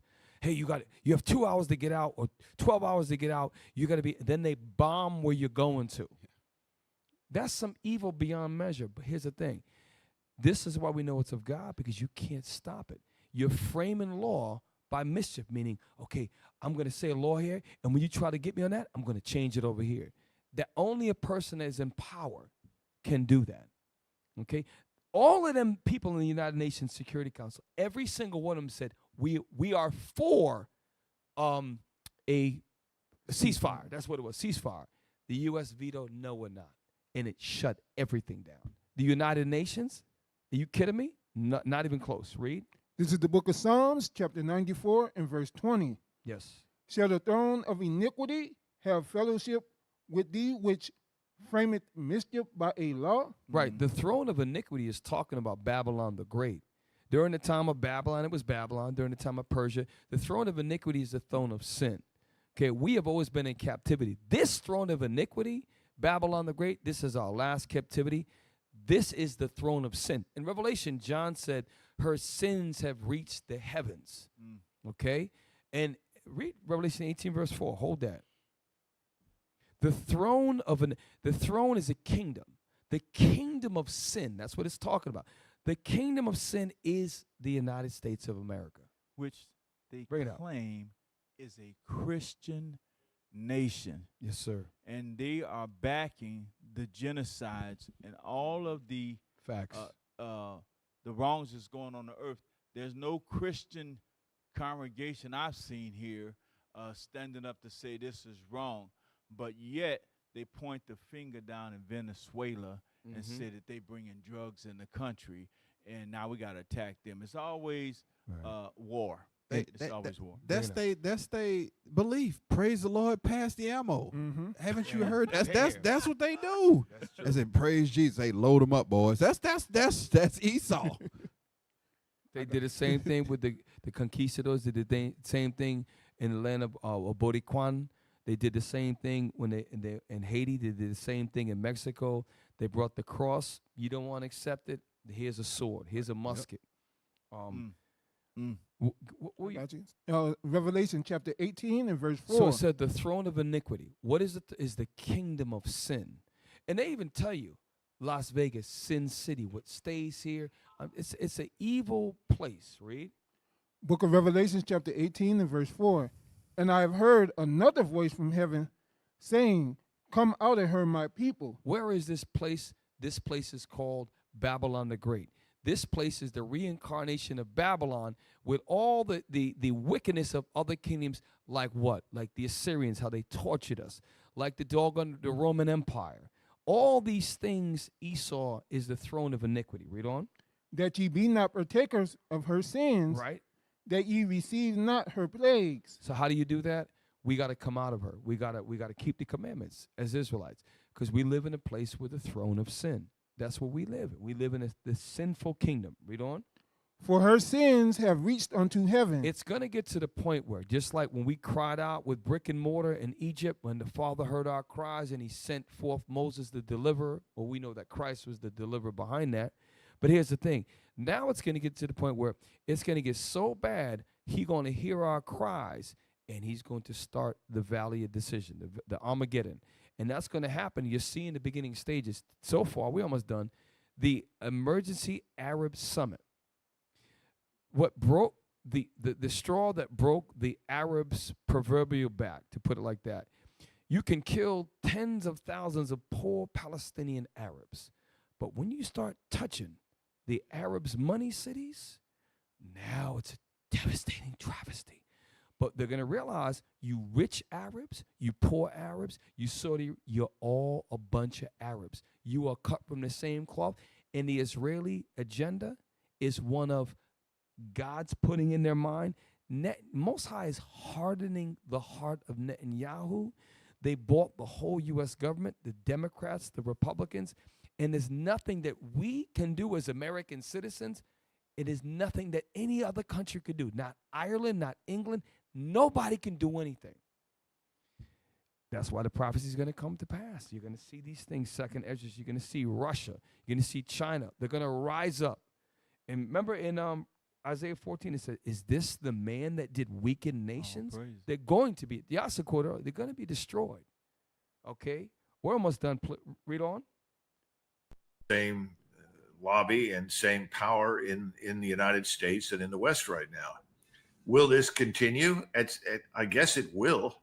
At some point, the money may run out. We don't know under what circumstances. Our economies are fragile. If you look at the bond market, which the British call gilts in London, it's only a matter of days, maybe weeks, before the entire British economy implodes. Financially, the rest of Europe is not do much. Me a favor. If y'all been tracking, type in British protest on Big Ben, on the bridge. When you look, if y'all been watching the news, there's a major, major demonstration of people in Great Britain, right in London. Pull up, you saw that? I had it in the Watchman report. It's like 100,000 of them out there. Right. So, Officer Michael, pull up that article. Did you read the whole thing? Let's read the article. I just read the title. Listen, that is some good information right there, because they're protesting. Here's the point. The citizens, I don't know if you remember this, but we covered it about 2 years ago before the Israel war, October 7th. it talked about how farmers were uprising, and they had all protests throughout England, and even before the Ukraine war, they had protests in different cities like Madrid, Spain, and all these in Italy about NATO gotta go. They had all of that because the citizens were tired of being oppressed. I'm talking about European citizens. It's the same thing now. They are tired. Focus on resources and make our country better. All these resources are going into fighting the Ukraine war through NATO. Right, well, the U.S. is behind that, of course. And now the Israel. China has a high-speed rail system that is far beyond our capacity. China's technology and AI and other things are blowing, even electric cars that blow us out of the water. Yet we have a $37 trillion debt. China invested $1 trillion in their infrastructure. But yet you go right now, you got potholes the size of doggone big giant plates in the road, okay? You've got failing bridge systems. You've got horrible train systems. And guess what? The U.S. could fix all of that. But they give hundreds of billions of dollars to Israel alone, not to mention all these other 845 military bases. And what Esau's starting to realize is if we just spend a fraction of that money at home, if you put $1 trillion into the infrastructure system of highways, trains, shipping, manufacturing, $1 trillion, which is 1/37 of the debt. If you did that, you know how many jobs you would bring to have to build up all of that? Yes, sir. You know where they get a lot of that money to give to the Israelis? That's the programs that they cut from the so-called minorities here. They're taking away the food, lunches, housing, everything that was like the DEI that was given to try to equalize some of the inequities that the so-called blacks had here. We couldn't get jobs because just color of our skin.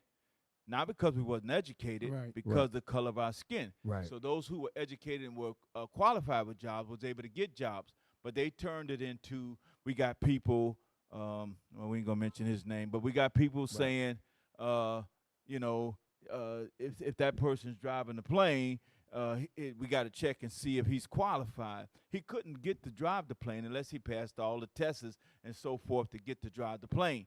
And so what they take from us, they are giving to the people over there. Right, and there's a movie called The Help. Sisters graduated from college. They had all type of degrees, and the only job that these black women could get was to be housekeepers. And that's a very a reality. And here's the thing. You go back to, just look at the U.S. military when it was desegregated. Look at how they kept, they were treated when they went over to World War II. They were treated like second-class citizens, even over there. So the history of this country is this. You said it perfectly. It's just, it's absolutely, DEI doesn't do it justice. You know, whether we were, and matter of fact, black people have to be the best of the best of the best Absolutely. to be average. But here's the thing. In the world, I used to worry about stuff like that. But now in the truth, we know Esau is the enemy. We have to entreat, we have to be at peace with all men. Don't be surprised if people are plotting you, because that's in their spirit to not. They have a perpetual hatred of us. Once we understand that, you can be at peace with them, knowing who they are. A lot of times we're surprised because Jesus is coming at us. Well, if you understand that Jesus is black, the Israelites, the 12, we are so-called black people, and you understand your Savior is coming and looks like you, then you don't hold that person in such a high regard. You take the power away from him. But when you emotion, you think that he's supposed to love me. You try to win his affection. You try to win his acceptance. We don't want his acceptance. We want mercy and captivity. We don't need his acceptance. We know in the spirit that we're better, we're stronger, we are better people, and God showed us that. So that's a series of shows. What is this? Yes. BBC News. Dozens of officers injured has up to 150,000 join Tommy Robinson rally. So this happened Sunday, and it showed. Is there a picture in this? Listen, this doesn't do. When you saw you saw the aerial view, it showed. It looked like hundreds of thousands of people on the bridge, to the point where the commentator said, gee, Chuck, I wonder if the weight of the bridge will be able to hold the people. He says, I don't even know. This is happening this week in central London. Why? Because they know that the structure of the government, instead of the same thing in the U.S., instead of helping England and helping the United States, all the monies are going to other places around the earth. And this is why they were pissed, because when you, same thing in Central and Eastern Europe, they were dependent on cheap Russian oil. And once they blew up the Nord Stream pipeline, okay, all the Europeans became enraged, okay, because now they don't get to have the quality of life that they used to have.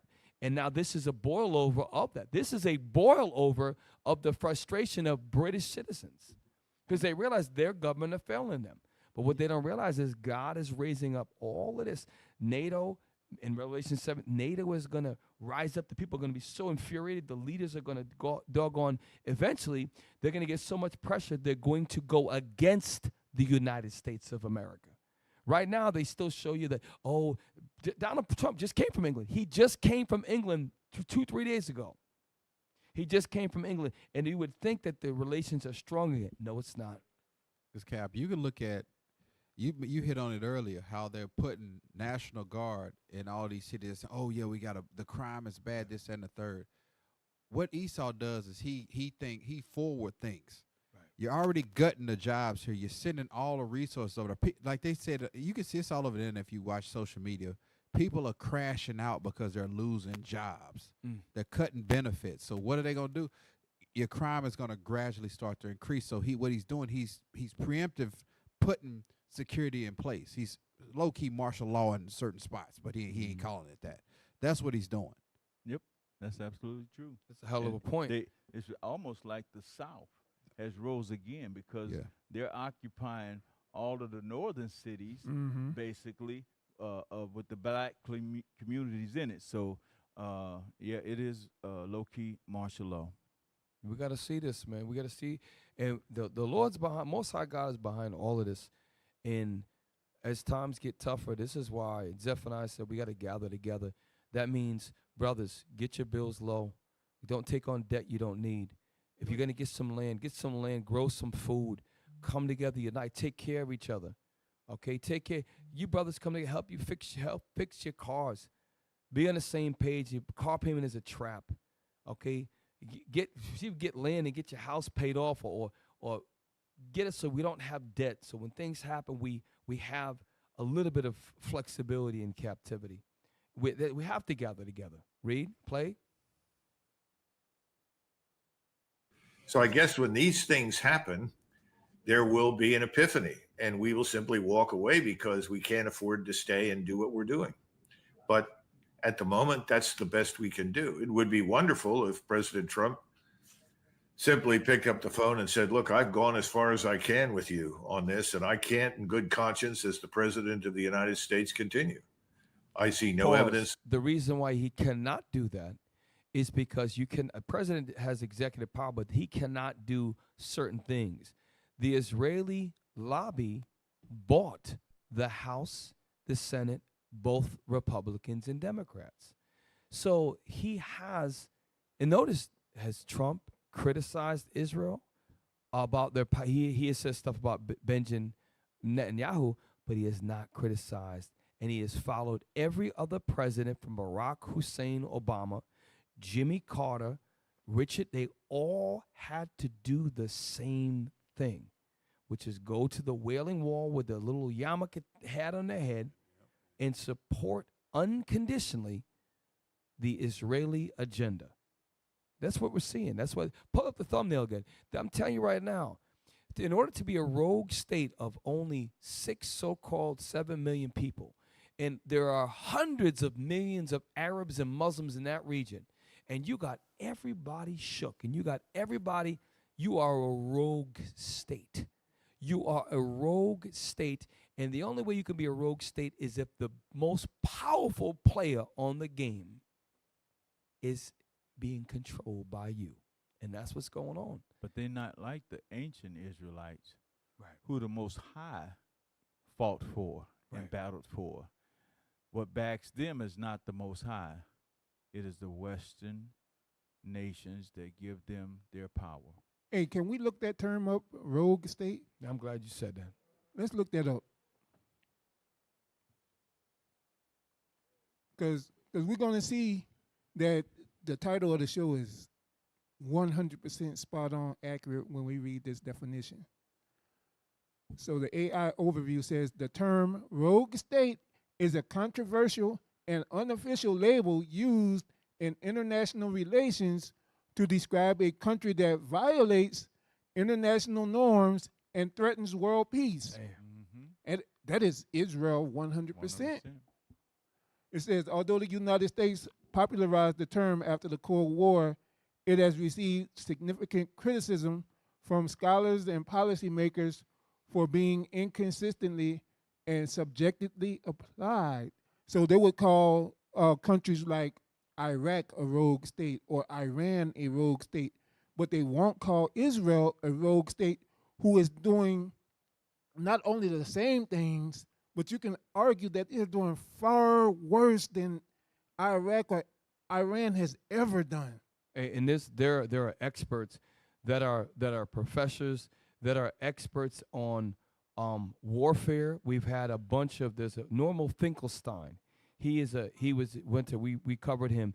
He actually graduated from Jerusalem University. Jewish. His grandparents were in the Holocaust. All that, and he condemns. He's Jewish himself. He condemns them. So it's not just we're bringing out what other Caucasians are saying about these people to the point where so are they anti? So as a Jewish man whose parents were in the Holocaust, he's anti-Semitic? It's amazing. Yep. It shows you the power of these people. We're getting ready to close out soon. We're not going to get to everything. We appreciate y'all sticking with us. Play on. What happened? Does Trump control Netanyahu, or does Netanyahu control Trump? I think that's self-evident. It's Mr. Netanyahu is the de facto president when it comes to matters of U.S. foreign and defense policy. I don't think there's any question of that at all. I mean, right now, you and I were talking off camera before this began. Friends inside the Department of Defense who are very knowledgeable and involved right now in the inventories of missiles and rockets. Oh, right. Please go to this. I forgot about it. Please. Yeah. Well, they contacted me and they said they used an acronym that you found interesting. It's essentially an informed estimate that says, right now, if we continue on the current path, we're 7 to 8 years behind the Russians and probably the Chinese in terms of our inventories. Now, we could improve that with both legacy and new technology to about 3 to 4 years. And they said this is not absolutely hard facts. They said this is our informed estimate, and they used the acronym SWAG, which we frequently do, which is a wild ass guess, but it's based on their experience and the times for manufacturing this equipment. And we have no surge capacity, as we've discussed before.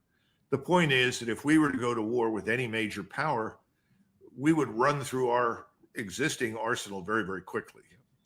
So if we were really concerned about our own security, which I think we should be, we would be much less provocative than we are. Now, obviously, Venezuela is very weak, and Venezuela would not tax us greatly if we decided to destroy it. That's not a vote in favor of doing so. I think it's a dumb idea and unnecessary. But if we find ourselves on a collision course with the Russians, whether it happens in Eastern Europe or it happens in the Middle East, or God forbid, the Chinese, their capacities to produce are far greater than ours. Their inventories are far greater than ours. Pause. And this is the reason why we talked about if the U.S. debt is $37 trillion and China invested $1 trillion in their infrastructures, I think it's since about, I want to say the 80s. They really started investing, really the 90s on with the high-speed rail, 2000s. And the U.S. gets a D for our highways, a D for our bridge systems, meaning a grading from A to F. And if we took a fraction of the debt, the money that we spend, for example, just even alone the annual military budget, and took some of that, invested it in high-speed rails that join certain cities in different states together, in different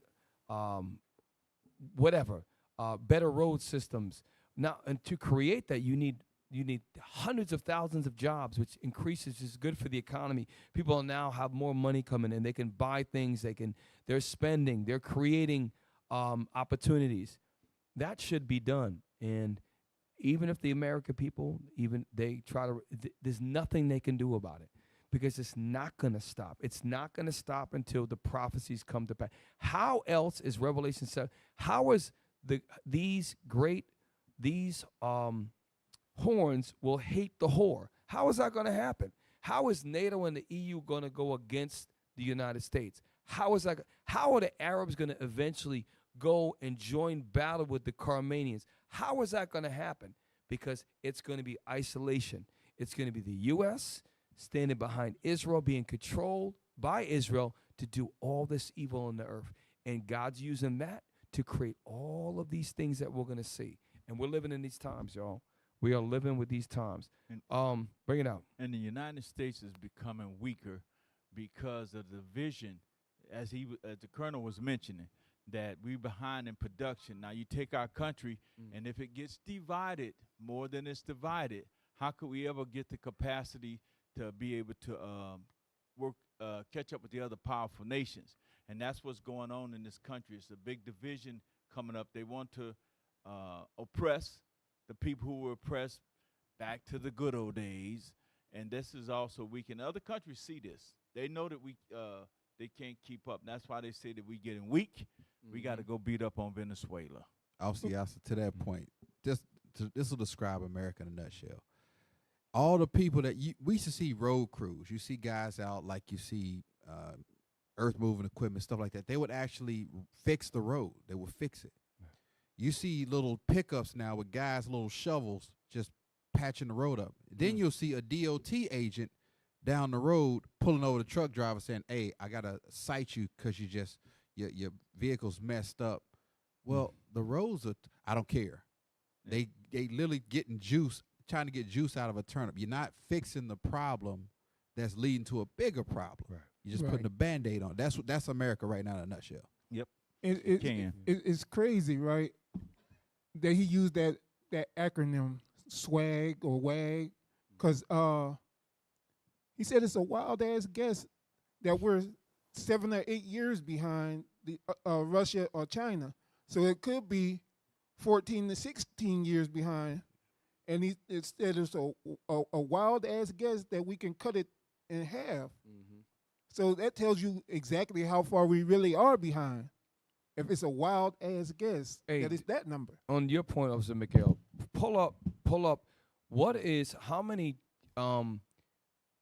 the ship producing capacity of China? They are able to produce massive amounts of warships in China, to the point where we had a company in Groton, Connecticut called Electric Boat. You might have heard of it. We got a company called Sikorsky. You ever heard of that? Is that what what's the one that makes helicopters? I think it's Sikorsky. So there's a couple major companies, but in China, they have capacities beyond what we can even dream of. It says China possesses the world's largest shipbuilding capacity, which is over 200 times greater than the United States. And tell you why. Ingalls Shipyard, which is right here in Mississippi, they just shut it down almost completely. Avondale Shipyard is where they built ships here. They shut it down completely. Those jobs were good jobs for minorities to have, good, blue-collar worker type jobs, labor jobs and stuff. They did that to keep the minorities. They're going to use the economical language and all of that, but how does it end up affecting people? That's the real result. And it really killed the black communities down here. No jobs.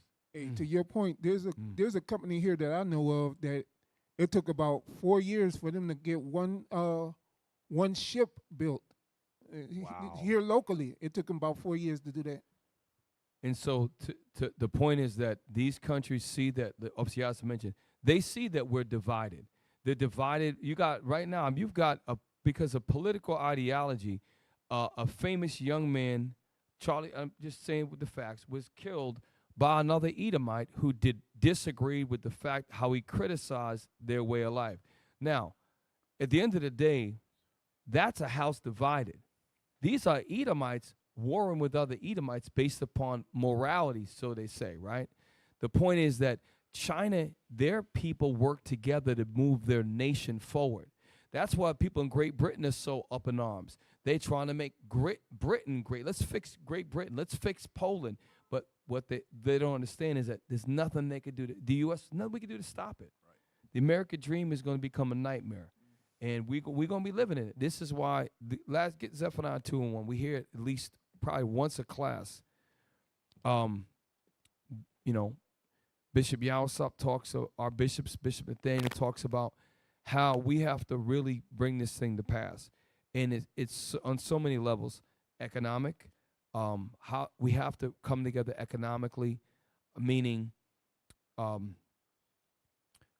we have to make the decisions that eventually, when jobs are lost, when people start getting let go, right, like they did with the Garveyites, we're going to have to come together.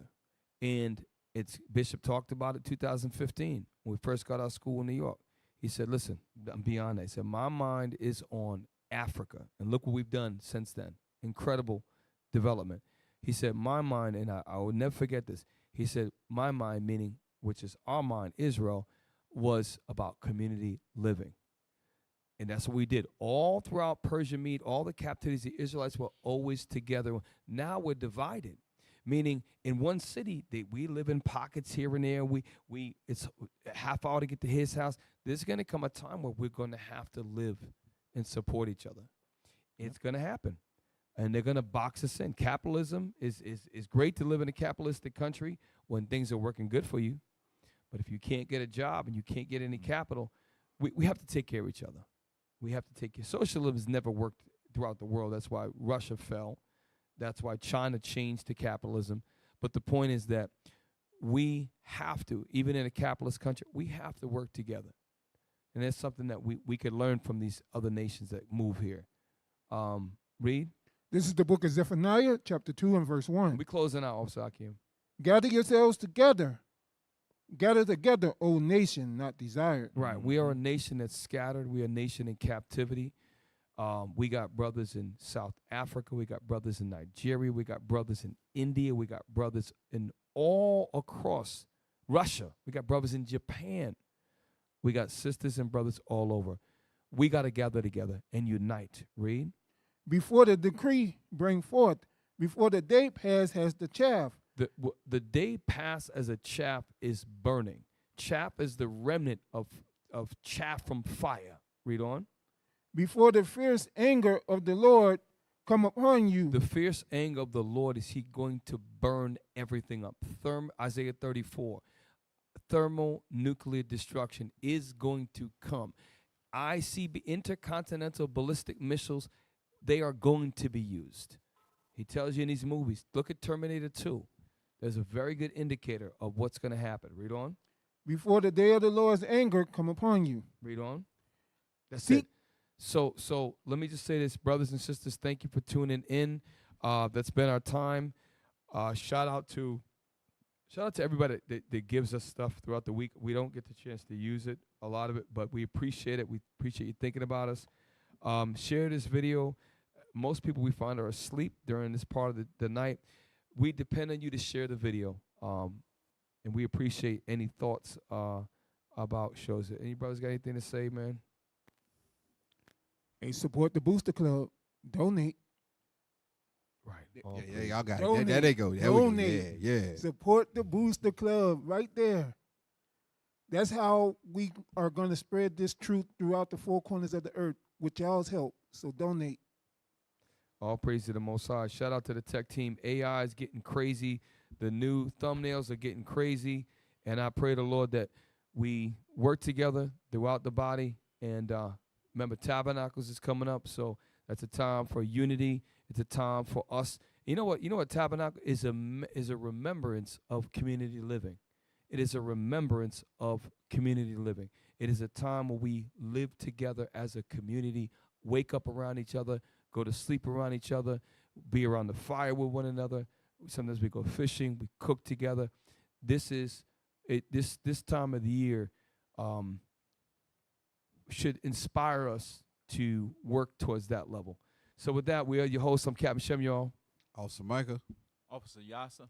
Officer Mikael. Hey, thank you for staying with us. I know I look tired. Shout out to everybody that shares our link.